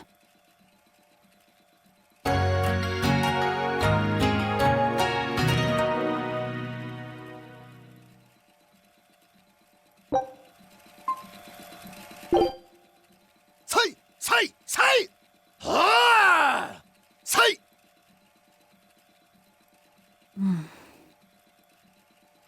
Did you need something? No, not really. As you say. Why aren't you training with 2 swords? This is how I've always trained. 10,000 practice swings a day since I was a kid. I just wanted a single good swipe at Shigure. So I swung, and eventually just naturally got to this point. That's incredible. Not really. I need to be prepared to face Shigure at any moment. But I've been thinking I should up it to 100,000 swings. 100,000? Do you have any idea how much time that'll take? Nah. Even if you did 1 swing a second, you couldn't do that many in 1 day. Oh? But 10 swings a second would do the trick. Rokuro. Even still, I know it would take more than 100,000 swings to be a match for Shigure. Not with 1 sword or with 2. And you keep doing it despite knowing it's pointless? That seems a little odd. I'm trying to defeat an undefeatable adversary. The whole damned idea is daft, as you put it. All I can do is recognize the fact and give it my best shot. Well, that's one way of looking at it. If only I could figure out how to stay up all night and still feel rested. Now there's a challenge I can't beat. You need to go to bed. A lack of sleep will get you killed faster than a lack of practice. You're right. I'll do that.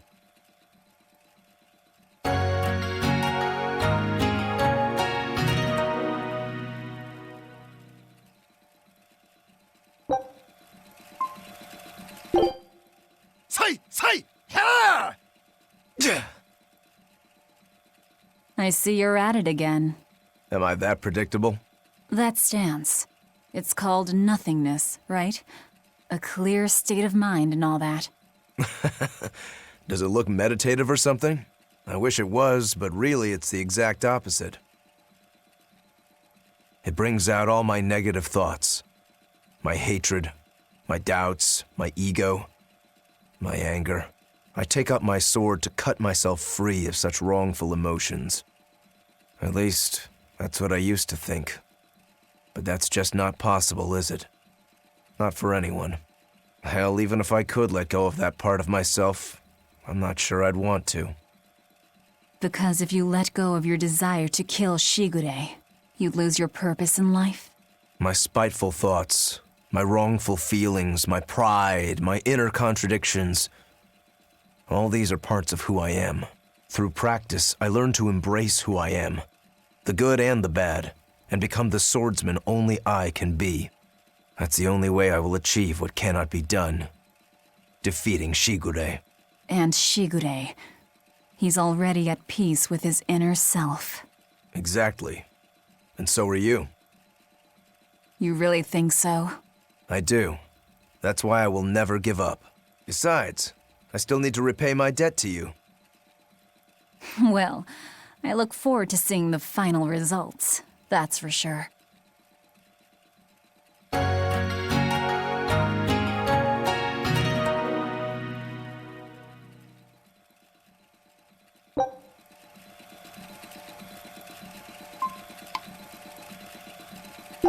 They're quite the crew, aren't they? Were all those accidents truly caused by your power? Yeah. I've been searching far and wide for a way to lift the Reaper's curse. But when I couldn't find a single thread to follow on this continent, I turned my eyes to the other side of the ocean. And that's why you boarded this ship. And a fine ship she is. The Von Eltia was built from 1,000-year-old wood, you know. Before I found my coin, she was my vessel. But then the accidents came. And then Ifrid stole the ship. Did he know you were on board? Definitely. He had pretty solid resonance going for him. Although at first, I think he assumed I was just a dour-eyed lubber worthy of little notice. I suppose being a Reaper tends to take its toll like that. No argument there. But still, whether they could see me or not, they didn't act any differently at all. I fought my damn curse with everything I had. And Ifrid and his crew fought right along with me. Hell, we even finally made it to the far continent. And you didn't find anything there? To help with your curse? I didn't even look. But that's why you went there, isn't it? Eventually, I just got tired of fighting back. The crew, they taught me how to feel alive. And the joy of pursuing my dreams alongside good friends.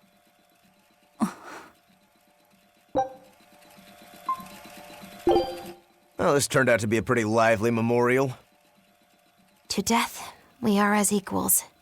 It comes to us all. There's no reason to treat it as something special. Exactly.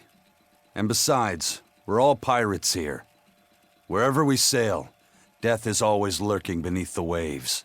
You're all prepared for it. Of course we are. Eisen, would you mind if I said a prayer for Ifrid? You would? He's the most terrible villain in 100 years. That's true, but I just... What if you prayed for Eisen's friends instead? I don't think there'd be a problem with that. Okay. Is it all right if I pray for your friends instead, Eisen? I'm not stopping you. Captain, I was more enriched by the days I spent sailing with you than the centuries I roamed in search of something to end my curse. Thanks for the fun, Ifrid. A demon that devours other demons and gets more brutal. That sounds like venomization. If it's bringing in other demons just to eat them, then yeah. I'd bet it's acting on instinct. Trying to live and be strong, even if that means eating its fellow demons. Why, that's positively alluring.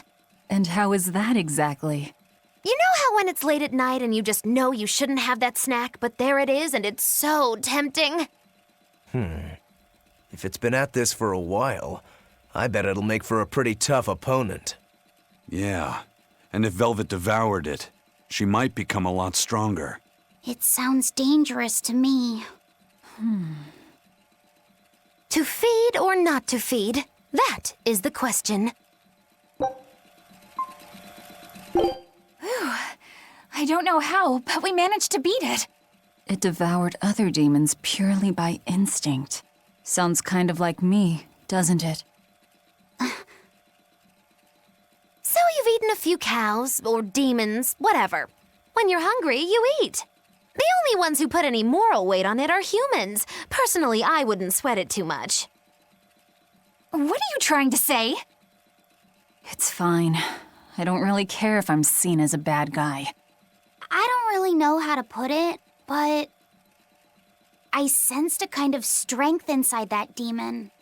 Like a determination to continue living. It was powerful and frightening, but I don't think it was bad. Figures. I think I've finally gotten used to it. Used to what? Your powers. I think I've finally got a handle on them in a way that feels right. That's good.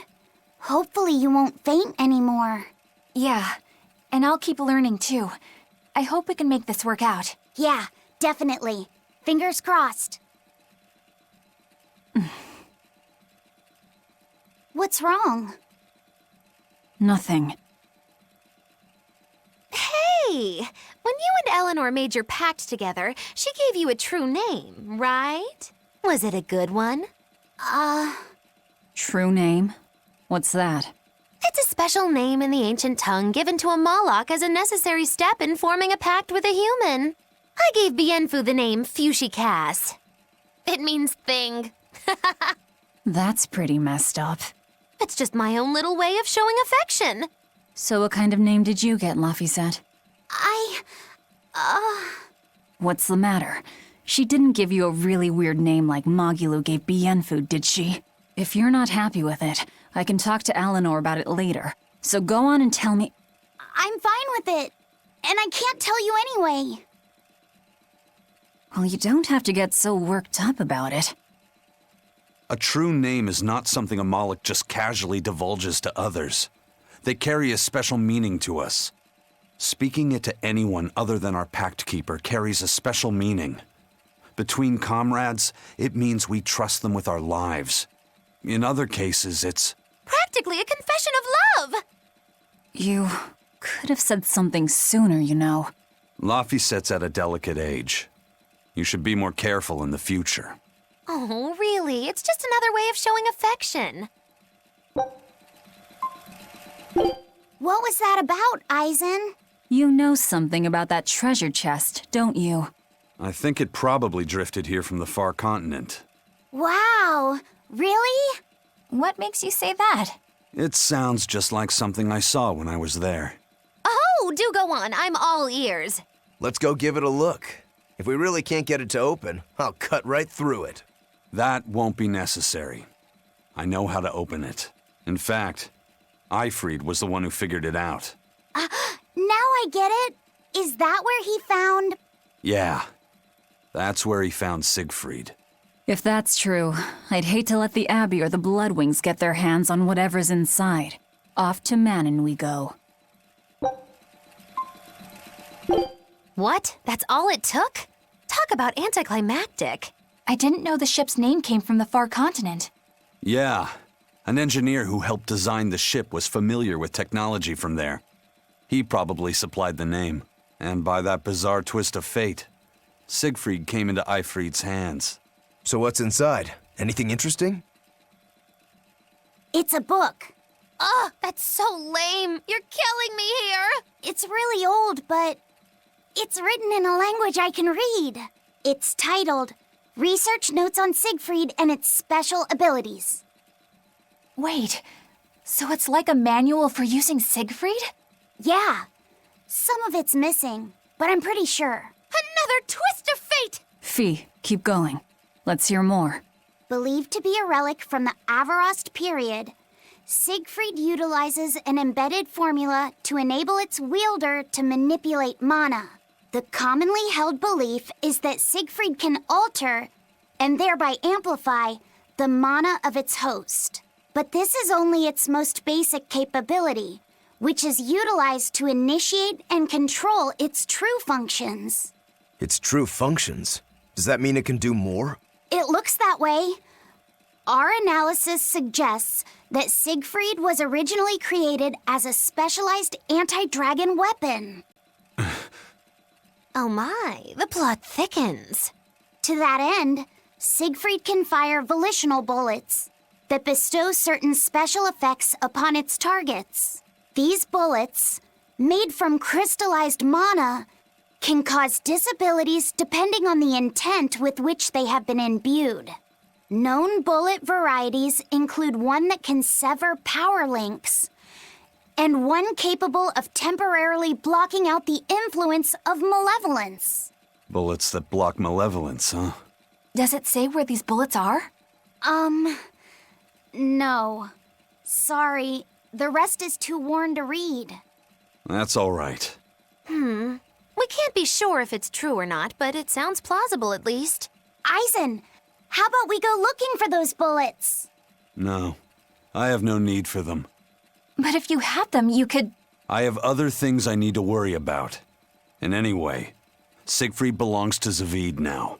Laphicet, next time you see him, I want you to tell him what you read. Are you sure? Please. I have a feeling he'll track those bullets down, even if he has to cross the whole world looking for them. All right, I'll tell him. I promise. Lo, is this another twist of fate in the making? But how, oh how will it turn out? Can't you be serious just once in your life? I think she's just saying Eisen's doing the right thing, in her own weird way.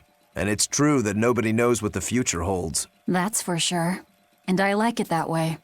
Do you really mean that? I do. It would be pretty boring to know everything that's coming, don't you think? That's fair. It opened! It opened! Good job, Kamawana. All right, so what's inside? Don't you remember? It's supposed to be a secret. It's one of my mom's recipes. She wrote it down for me so that I could fix it myself when I got older. That sounds like something really precious. Are you sure you want to share it with us? Uh-huh. It's supposed to be a secret between me and my mom, but you all saved me when I needed you, and I really want to thank you, so it's okay. Thanks, everyone. You're welcome, Kamawana. It's a recipe for mabo curry that my mom came up with just for me. It's the best in the whole wide world. It looks delicious. You better have some too, Velvet. You go out there and win. Medissa and me will be cheering you on. Yeah, I won't back down. I promise.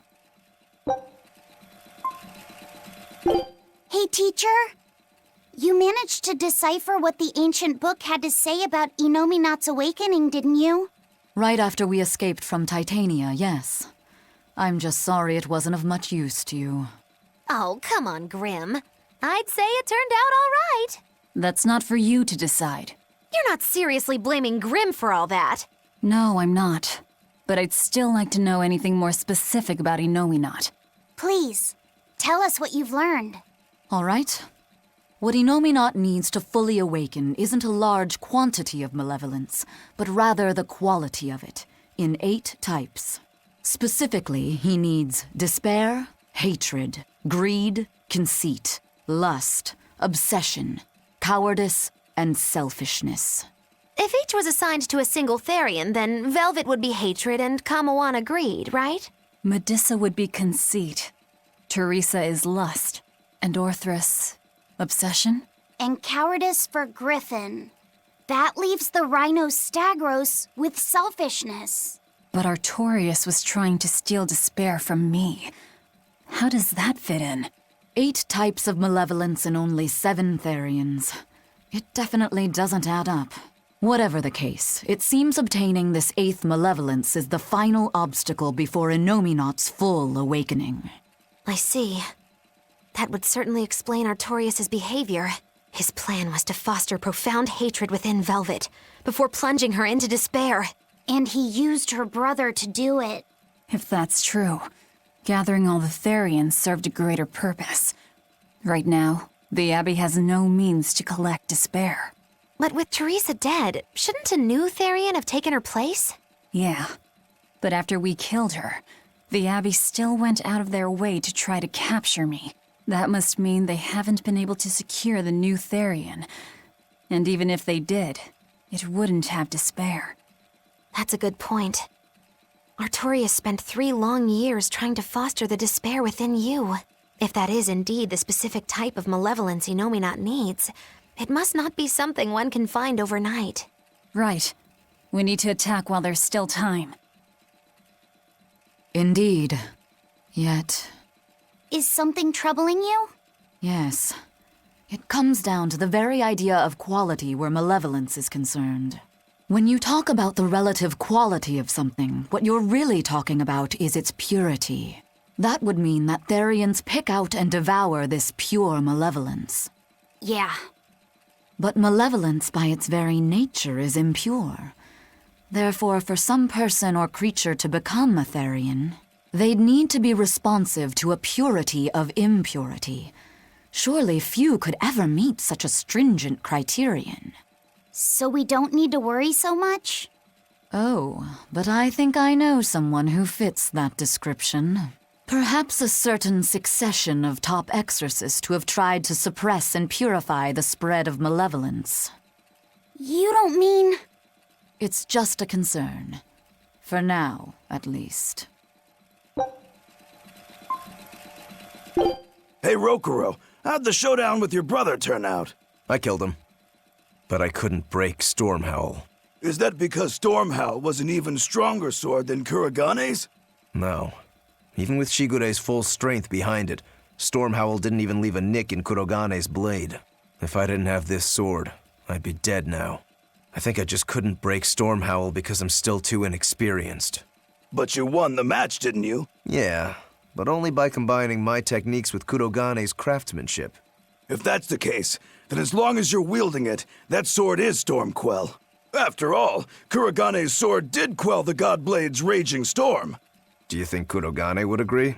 Are you kidding? You know how stubborn that guy is. He'd just say he'd forge something even stronger the next time.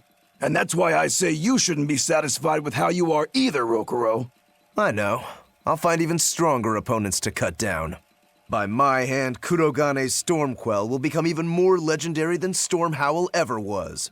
That's the spirit! Show him what we demons can do! Hey, Velvet. Do the demons you kill turn back into humans? Huh? What are you talking about? Remember the demon that attacked us near the coast? When it died, it turned back into a human. Every demon I've killed has stayed a demon. So I was just wondering what was different. Do demons stay demons when they die? But what about Nico and the villagers I killed? Maybe it's just a case-by-case sort of thing. Who cares? A corpse is a corpse, whether it's human or demon. Yeah, I guess being human again doesn't help much if you're already dead. Exactly. All that matters is that the demons I devour make me stronger. Nothing more. Laffy said, "Can I ask you a bit of an awkward question? What kind of demon would you say Velvet is?" Well... Oh, don't worry. I'm not trying to find a vulnerability or anything. I'm only asking out of curiosity. It's not that I doubt you, Eleanor. I just don't know much about her myself. You fought against her, haven't you? She consumes her enemies with her left hand and claims their power. She's a demon like absolutely no other. Plunk just about any demon down in front of her, and I bet she could devour it in a single gulp. Yeah, I'd say that's pretty much true. Sometimes demons that she doesn't entirely devour turn human again, but... What? You've seen demons turn back into humans? Is it that big of a deal? Of course it is! Everyone knows that once you catch demon blight, that's it. There's no turning back. Although, I did see it happen with the High Priest Gideon. I wonder if there's some kind of connection. Not that it matters if he turned back, demon or not, he's dead either way. Whatever it is, it's of no concern to a pirate. If I were you, I wouldn't worry about what's normal. If things were normal, we wouldn't have found each other. You have a point. Sorry I couldn't help, Eleanor. No, you didn't do anything wrong. But I need to keep digging until I find out more about the kind of demon Velvet is. So it turns out that Velvet is a Therian who consumes malevolence. And too much malevolence is what changes people into demons. Strong enough malevolence can persist after the person who created it dies, turning their corpse or spirit into a raging monster. That's how undead and phantom demons come about. Then the demons Velvet killed turned back into humans because she devoured their malevolence. Yeah, and consequently, they avoided becoming undead or anything like that. So she saved them. Well, I mean, a corpse is a corpse, of course. Do you think she could devour only the malevolence and turn a living demon human again? Unfortunately, that's impossible due to malevolence's self-reinforcing nature. When Therians are connected to Enominat through an earth pulse point, they seem to be able to absorb small concentrations of malevolence from the surrounding area and inhibit the creation of new demons. But any human who builds up enough malevolence to turn into a demon will keep producing malevolence as long as they live. That's right. To devour any malevolence, I need to cut it off at the source. That's how my powers work. Velvet, I'm sorry. I don't mind it. Actually, I find it convenient. This way, I'll never forget my hatred for Artorias. Plus, as long as you stay away from an Earth Pulse point, you get to keep the power of any malevolence you consume. Fuel for my hatred, yes.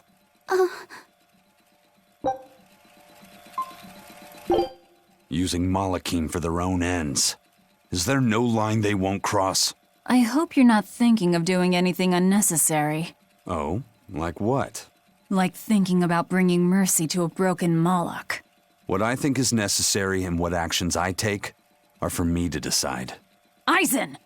That exorcist said they were using the Moloch to get data on a new Moloch art. If it were complete, they could use it against us. Stopping that wouldn't be a waste of our time, would it? You think you know just what to say to me, don't you? I'm just stating the truth. Just so we're clear, we're not going to rescue it. No argument here. So what? They were trying to make an enormous bovine Moloch? Was that the best the Abbey could think up? As if robbing our free will wasn't enough. Now they're trying to reshape Malakim. I'm so sorry, Eisen. What they did here was terrible. I don't really care about the callous experimentation. If the Malakim participated by their own free will, then sure, that's their choice. But this one had its free will locked away and was used and discarded like a mere tool. That's what I can never forgive. And the Abbey is treating countless Malakim the same way. Sounds like this has gotten you all fired up. Maybe I'm glad we came here. Oh, believe me, I've been fired up for a good long time. Ever since I decided how I want to live my life. I'm sorry I talked about your past behind your back. It wasn't my place to say. It doesn't bother me. You were talking about Magilanica, and Magilanica might as well be dead. But while we're on the subject, may I ask just one question? It wasn't failing to hold up against Melchior's art that broke your spirit, was it? It was when you realized that he no longer considered you his daughter. Who can say? I've left my life as Magilanica behind me. I'm not her anymore. I'm the evil witch Magilu who fights alongside the Lord of Calamity! Well, wherever you go, Miss Magilu, I'll follow you as long as I live!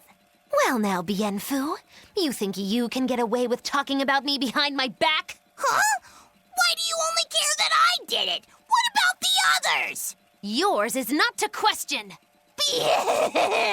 How could I forget how mean you are? I'm glad you finally found a place where you can belong. What is this thing? That's a special mass of mana. Think of them as the souls belonging to a family of Malakim. They appeared all over after the Advent 3 years ago. Another after effect of the Advent. If you collect enough of them, you might be able to solicit the cooperation of a Moloch family. And I'm supposed to take your word for it? I'm not forcing you to do anything. Whether you collect them or not is up to you. I might as well pick them up. I'll use every tool at my disposal. Indeed. You'll have to if you want your revenge. Wow, so this is Cat's Corner. I'd never have guessed a place like this existed. What an adorable little hamlet. You can feel your motivation to get stuff done just floating away. And look at all the cats! It's so peaceful here. Kinda makes me want to sit down for a big feast. Look, over there. Is that the cat's pajamas? I've heard stories. Oh no! Velvet, don't tell me you're... Are you allergic to cats? That's why I didn't want to come here. Are you gonna be okay, Velvet? Of course, it's not.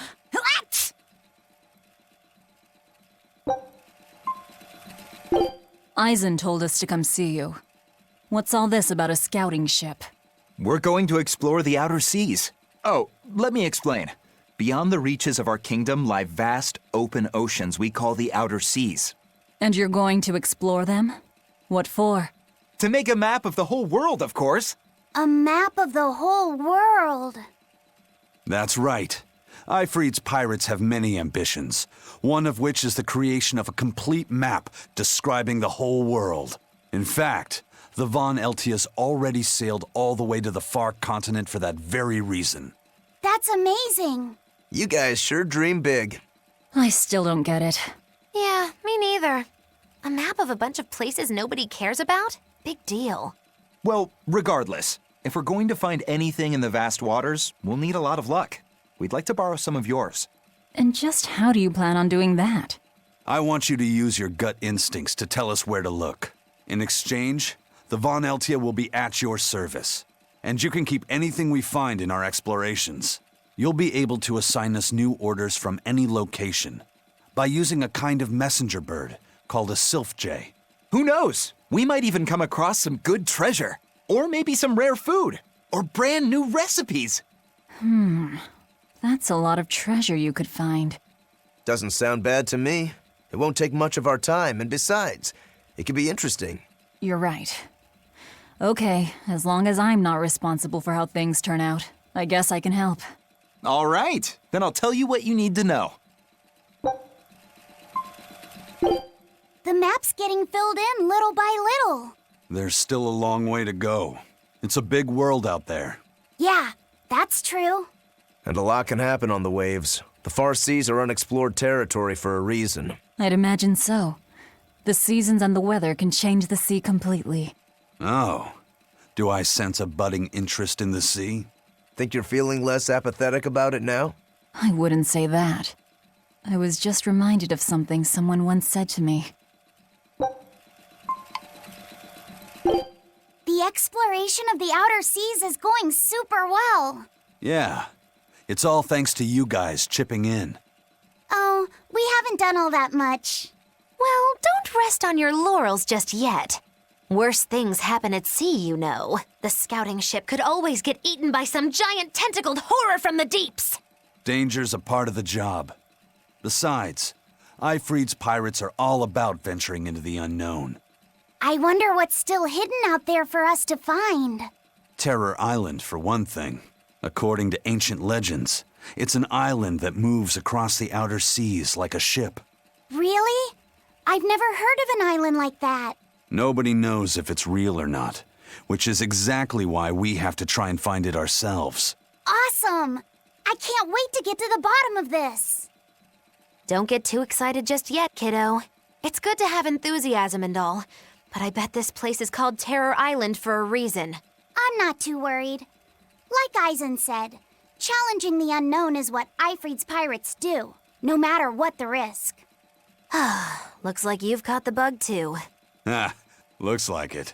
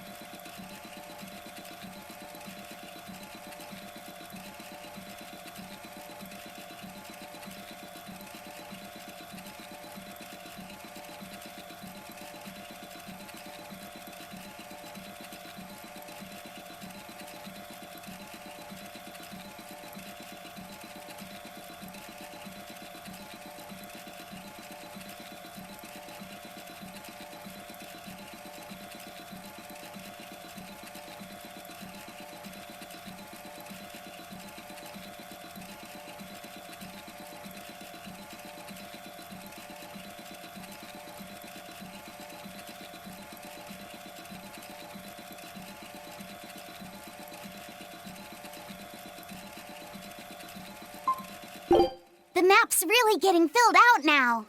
You seem really happy, Laphicet. Yeah, you just had a big old grin on your face.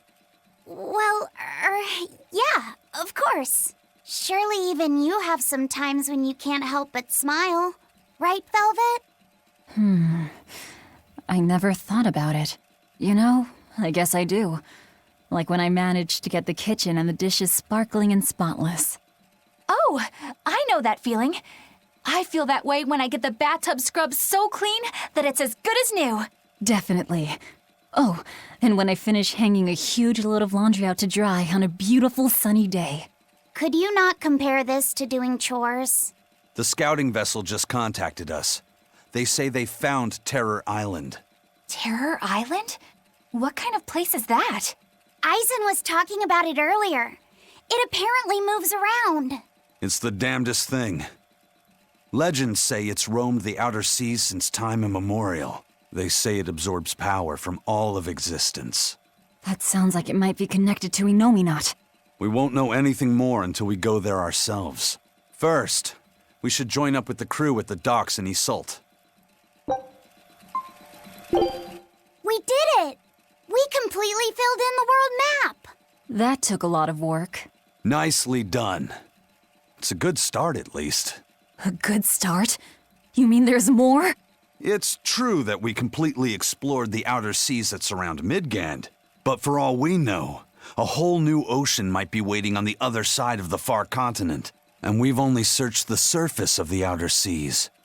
Who knows what sleeps beneath its waters? I guess an explorer's job is never done. Is that a hint of greed I detect? I thought Malakim were above all that. You guys have lost me again. Well, Malakim can live for thousands of years. I'm sure you'll finish your map one day. Assuming you don't become a dragon first. If that happens, it happens. What matters most isn't that you make your dreams come true. It's that you pursue them alongside your friends, right? Oh, look at you, kiddo. You stole Eisen's line right out from under him. Oh, sorry, Eisen. Don't worry about it. I really enjoyed making this map with you guys. Yeah, me too. I don't know how far I'll be able to go, but it's always about the journey, not the destination. Oh yeah, the guy at that weapon shop gave me some booze for the trip. I nearly forgot about it. You really think it's a good idea to drink when we've got demons to fight? A little drink'll warm me up. I thought you couldn't feel the cold. That's true, I suppose. Well, I'm not drinking it anyway. I'm using it for something. Like what? Got some wounds to clean? That's one use for it, sure. But I've got something more practical in mind. By pouring it on the pegs that hold the blade and hilt together, the wood will swell and hold everything firmly in place in battle. You've got such a one-track mind, I swear. That's just the kind of demon I am. Hey, Bienfu? I was wondering if I could talk to you about something that's on my mind. I figured it was just about the time that you and I had the talk, actually. I've seen it all, heard it all, and even tasted it all in my time as a Moloch. Ask me anything you want. Thanks. I was hoping you could let me borrow those books you were reading earlier, if that's okay. You mean how to talk a human female into becoming your vessel, and how to get the cuties? Hey! Keep it down! Keep it down! But you and Madame Eleanor have already formed a pact. Why do you still need either of those books? Well, it's like when we're alone together, things get so awkward. It's hard to talk with her, you know? That happens a lot with Malachiman vessels who are still new to the whole thing. I've been there. In that case, I've got an even better book for you. Whoa! You read a lot of books. I'm just an avid learner is all. Now let's see. Oh, here we go. Hot Spring Topics, Bearing Your Body and Your Soul. Being upfront and honest is always the best policy. I don't think we'll be bathing in any hot springs together. Do you have anything else? All right, then how about after bath party games? upping your defenses and your towels. Why do you keep trying to get us naked? I think that would just make things even more awkward. Picky. Tell you what, you can just look at my collection and pick whatever sounds good. Love hacking, living long and loving hard, diary of a diary thief, hands speak louder than words. All classics. I remember reading them when Miss Magilu and I were struggling to get along. Oh, to be young again. You ever think maybe things would have been easier if you never read these books? Reading the mood, knowing what to say and how to say it. That one's a winner. A must-read for sure. Are you two reading something together? We are. Laffysette's been worried about that awkward distance between you two, and he came to me for some advice. I've heard his side of the story, so let's you and I grab some tea and talk about what to do about it. Come on! Let's go! Oh, okay. Knowing what to say and how to say it. I don't think this will help either.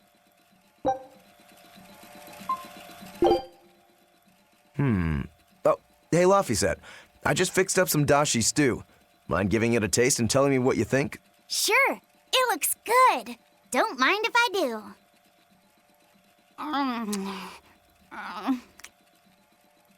So, how is it? Well, the mochi pouch is really hard. Yeah, isn't it?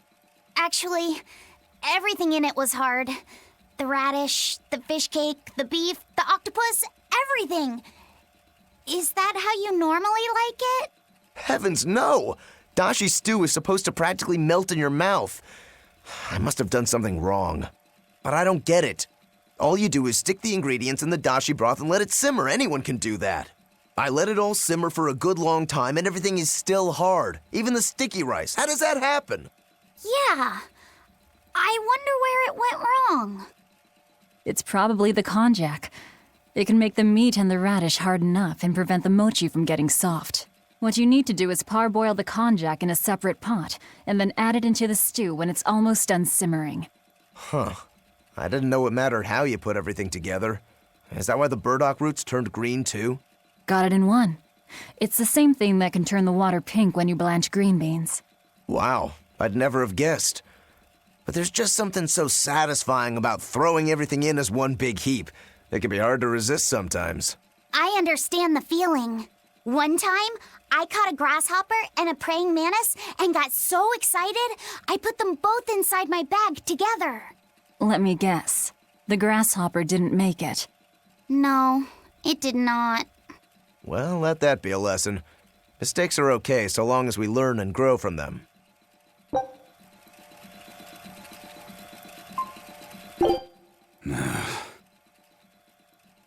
Huh. I never pegged you as a bad cook, Eisen. What happened? The Reaper's curse strikes again! Don't tell me that the curse even affects your own cooking. Afraid so. If I try to flip meat in a pan, it rights itself in the air and lands square back on the cook's side. Does that happen with everything you try to flip? What about pancakes? There's a certain beauty in the dichotomy of golden yellow and dark brown. And omelets, too? Eggs are pretty much a no-go. No eggs over easy. Ouch. I can't even make mini pizzas. Wait, but you don't have to flip anything to make those. If I'm not careful with how I carry them, they end up face down on the floor. Wow, I'm so sorry. What a stubborn little curse you carry around. Just use a spatula. No, I still have my pride.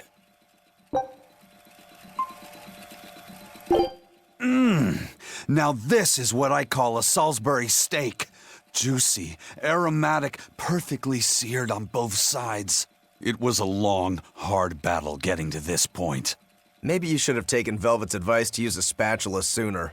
I'm not one to ever surrender before a battle. Anyway, I've come a long way relying only on my bare hands. But you did ask Kurogane to make you a spatula. That did happen, right? I don't do things by halves. That's my way. Eleanor, are you feeling okay? Why do you ask? You always seem to enjoy eating, but today you looked like you were struggling a little bit. Really? Well, I'm not sick or anything. I actually feel even better than normal. If you say so. Wait, do you just not like quiches? No, I like them just fine. Velvet makes some great ones, doesn't she? It's amazing when you consider she can't taste them. I've got it. You hate spinach, don't you? I suppose there's no point in denying it. And here I thought you people would eat anything. I know a lot of people don't like carrots or bell peppers, but spinach?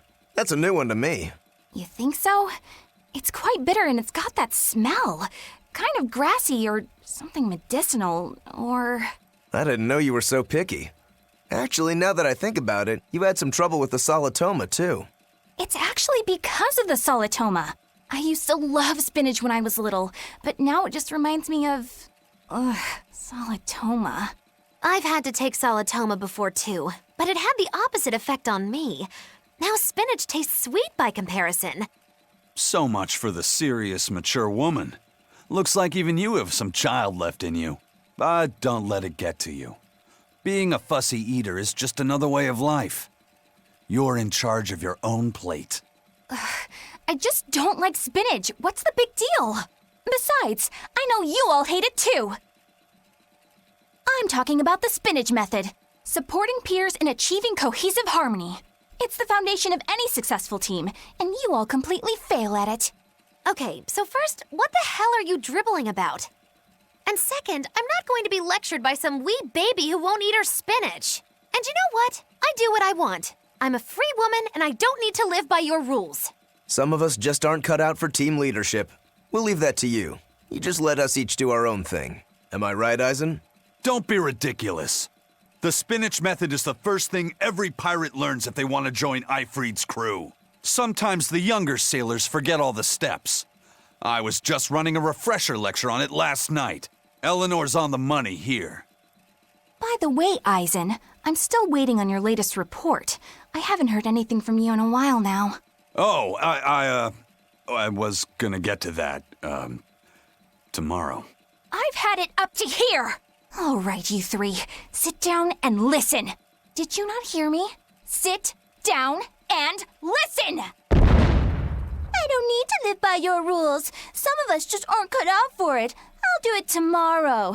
You might as well be toddlers. Our enemy is formidable and well organized. Some might even say we'd be crazy to take them on. Surely even you three can recognize that any small lapses in cohesion could bring total disaster upon us. How did we get from spinach to a lecture on team building? Well, that's going to come in handy. Yeah, and it's a lot of fun to ride, too. I could get used to this. I'm so worn out. I feel like I had to sprint the whole way here. Huh. It seems like operating the board saps a lot of energy from Bienfu. Even still, this board gives us a strategic advantage. Brave here will just have to bear a little exertion now and then. Yeah, Brave. Buck up. I believe in you. Be brave. Ah! Stop calling me that!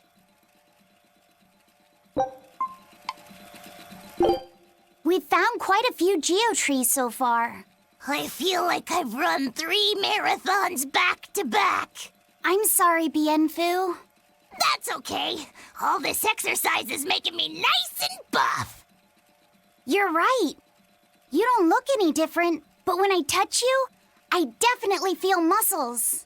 I bet I could even take down Aizen and Rokuro with a single well-placed hit. I'm not so sure, but okay. Bienfu, I know we're placing a heavy burden on you with all this geoboard business, and I'm sorry for that. But we really appreciate it. You've been truly helpful. Aw, Madam Eleanor, you're too sweet. You're nothing like that mean old Miss Magilu. How are you coping with your fatigue? I'm kind of not, actually.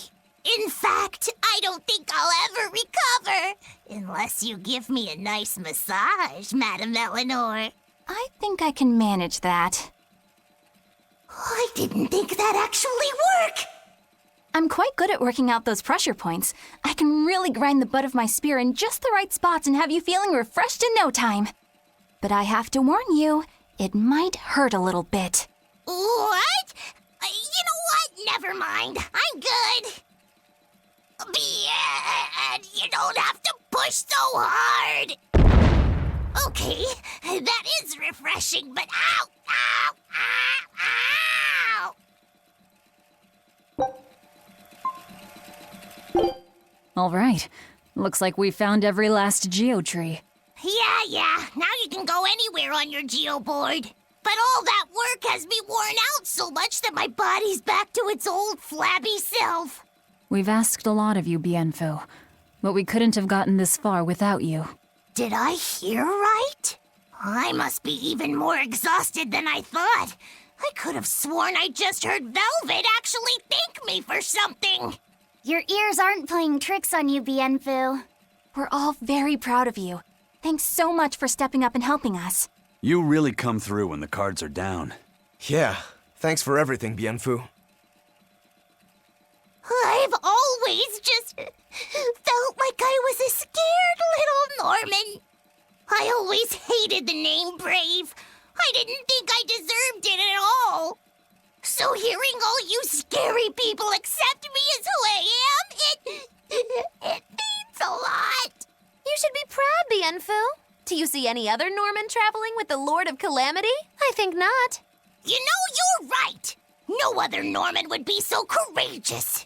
Just me, Norman Brave. Now you're talking. That's my sidekick.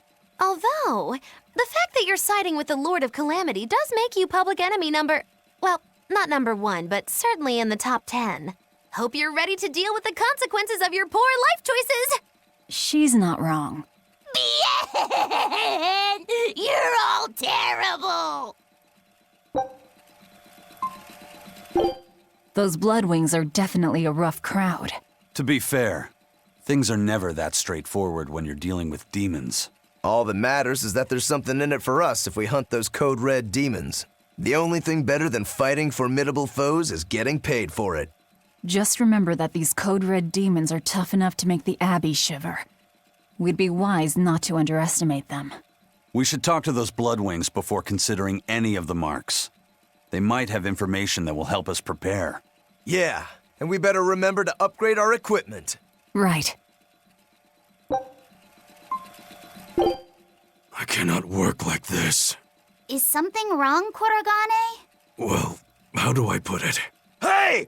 Have you guys seen Kamawana around? Not lately, no. I haven't seen her, no. Great. She's making me play hide and seek with her, but she's surprisingly good at it for her age. Where is that girl hiding? Come out, wherever you are!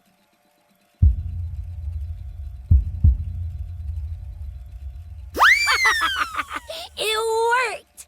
Whoa! You were inside, Kurogane? Have you been in there this whole time? Yep, I even asked him if I could first. I only let her because she threatened to cry if I didn't. But you still covered for her. That was nice of you. Yeah, thanks, Kurogane. You're pretty nice. I told no lie. I don't have a face, so I couldn't have seen her. I suppose that's technically true. Laffy-set, you won't believe it. Kurogane's armor is actually really roomy inside. I think I might even make it my secret hideout. I'm not sure Kurogane would like that. Oh, please, no. You know what they say? Falling off a rock only makes us stronger. I don't think that's quite how the saying goes. What was that? Some sort of contrivance using Moloch arts. Probably part of their security system, I'd say. Obviously. We should keep our eyes open for any more surprises. How is it now, Aizen? I feel like whatever you did caused some sort of change. Let's just pray they can't change it back anytime soon. I'll pass on the praying. I've come here to make a mess of this temple, remember? Ooh, you've got spunk. I like that. As long as you know what you're doing, then. candle. What's that doing here? Oh, I think these were used to keep robbers away, like wards around old kings' tombs. I've read about this. There's a trick to the stone. It reacts to heat. Heat, huh? Then there's only one thing to do. This is a dual-layered barrier. It's the Abbey's new invention. So it's two barriers working in tandem, then. That sure sounds like a hell of a lot of trouble just to stop people from coming in. It really does. It won't open. Is there some sort of trick to it? Well, you could always try busting through it, but I wouldn't. Who knows what sort of traps you might trigger? I know. Look at that diamond-shaped stone in the door. Haven't we seen that somewhere else? You're right. It was on the pedestal with that chalice. That huge thing? You must have some sharp eyes there. I was more interested in what was inside that chalice. So, what? That chalice is the key? Somehow I doubt it'll be that simple. Some stones are colored and some aren't. It must hold some kind of significance. I think you're right. So, how does it taste? I hope it's good. It's a nice, consistent flavor. You've come a long way, Laphicet. Whew, that's a relief. Thanks. Everything from the prep work to the measurements follows the recipe to perfection. It's very you. I bet you'd be great at making pastries. Yeah, I wouldn't mind trying to make some. So long as you're all right with some simple things, I'd be happy to teach you. That would be great. I also want to try making my own ingredients from scratch. You don't have to go that far. You can just buy them from shops. Yeah, but still. Oh boy, I know how this story goes. First, it starts simple enough. You want to mix up something like curry powder. Then you'll be kneading noodles, growing sourdough starters, churning butter, and before you know it, you'll wind up fermenting miso and distilling spirits. Then comes the next phase. You'll grow your own rice and beans and raise your own animals. It's a road I've been down myself. You have? Yeah, out on this remote island. I even built a private salt pond where I can cultivate natural salt just the way I like it. That's amazing! So how far does this path lead? It only ends when you've decided you've had enough. I won't lie to you, Laphicet. It's a hard road. But if you're really serious, I'll teach you the ropes. I'm super serious. Please teach me everything. If that's what you want to do, I say go for it. Eating is a vital part of life. Might as well enjoy your food on as many levels as you can. The Rangetsu style applies equally well to the kitchen. Look at how perfectly chopped everything is. Yeah, and it's got a nice clean taste too, but with literally everything chopped to super tiny pieces, it all just ends up one texture. That's not true. Look at how I do vegetables. For stir-fry, I cut them super tiny, but for juices, I go extra super tiny. Wait, you chop things into juice? When you make sashimi, you slice the fish so thin it's nearly transparent. The pieces fall apart when I try to pick them up. That's not even the best part. I can turn a fish into sashimi so quickly its bones keep on swimming away. I think the fish might be a bit too fresh in that case. And your angel hair pasta is thinner than actual hair. There's no possible way to cook it al dente. Don't cut your dough so thinly. Thicker pasta gives it soul and makes it hearty. Sorry, but that's just how I do it. Any other way and it wouldn't be Rangetsu cooking. Why do I even bother? It's like trying to reason with a brick wall. Well, cutting takoyaki into slices is a bit much. You might have me there. Okay, I'm sorry. I got carried away and wasn't thinking. Takoyaki has to be ball-shaped or it's not any good. Exactly! See? We can get him to agree on some things. You say that like it's a good thing. I finally finished my culinary masterpiece. Eat your hearts out! Wow! I can tell you put a lot of care into this, Magilu. Yeah, it's really refined. There's a lot of subtlety to it. Color me surprised. I figured the only thing you'd be good at concocting was poison. You You know what they say. Jack of one trade, master of many. Once you're a witch of my caliber, cooking comes naturally. Are there really that many similarities between cooking and witchcraft? Oh, so very many. For instance, the first steps in preparing a broth are the same as for brewing cursing concoctions. Wow, I had no idea. Cursing concoctions? And the way you prepare the ingredients for a love potion can be readily applied to how you make simmered dishes. Really? Love potions? Think of the similarities like this. In both witchcraft and cooking, you have to think about who's going to consume your creations. It's very important. I think I understand what you mean. It's the way you put feeling into it. No, don't listen to her! From now on, you can't eat anything Mogilo cooks for you until you had someone else test it first. What? Why? What do you mean, test it? Just make Bienfu eat some and see how he reacts. That's a good idea. Let's go with that. What? Poor Laphicet, surrounded by women who wouldn't know a joke if it hit them upside the head. The trick to being a good cook is having a playful side. How does it taste? Well, it's great.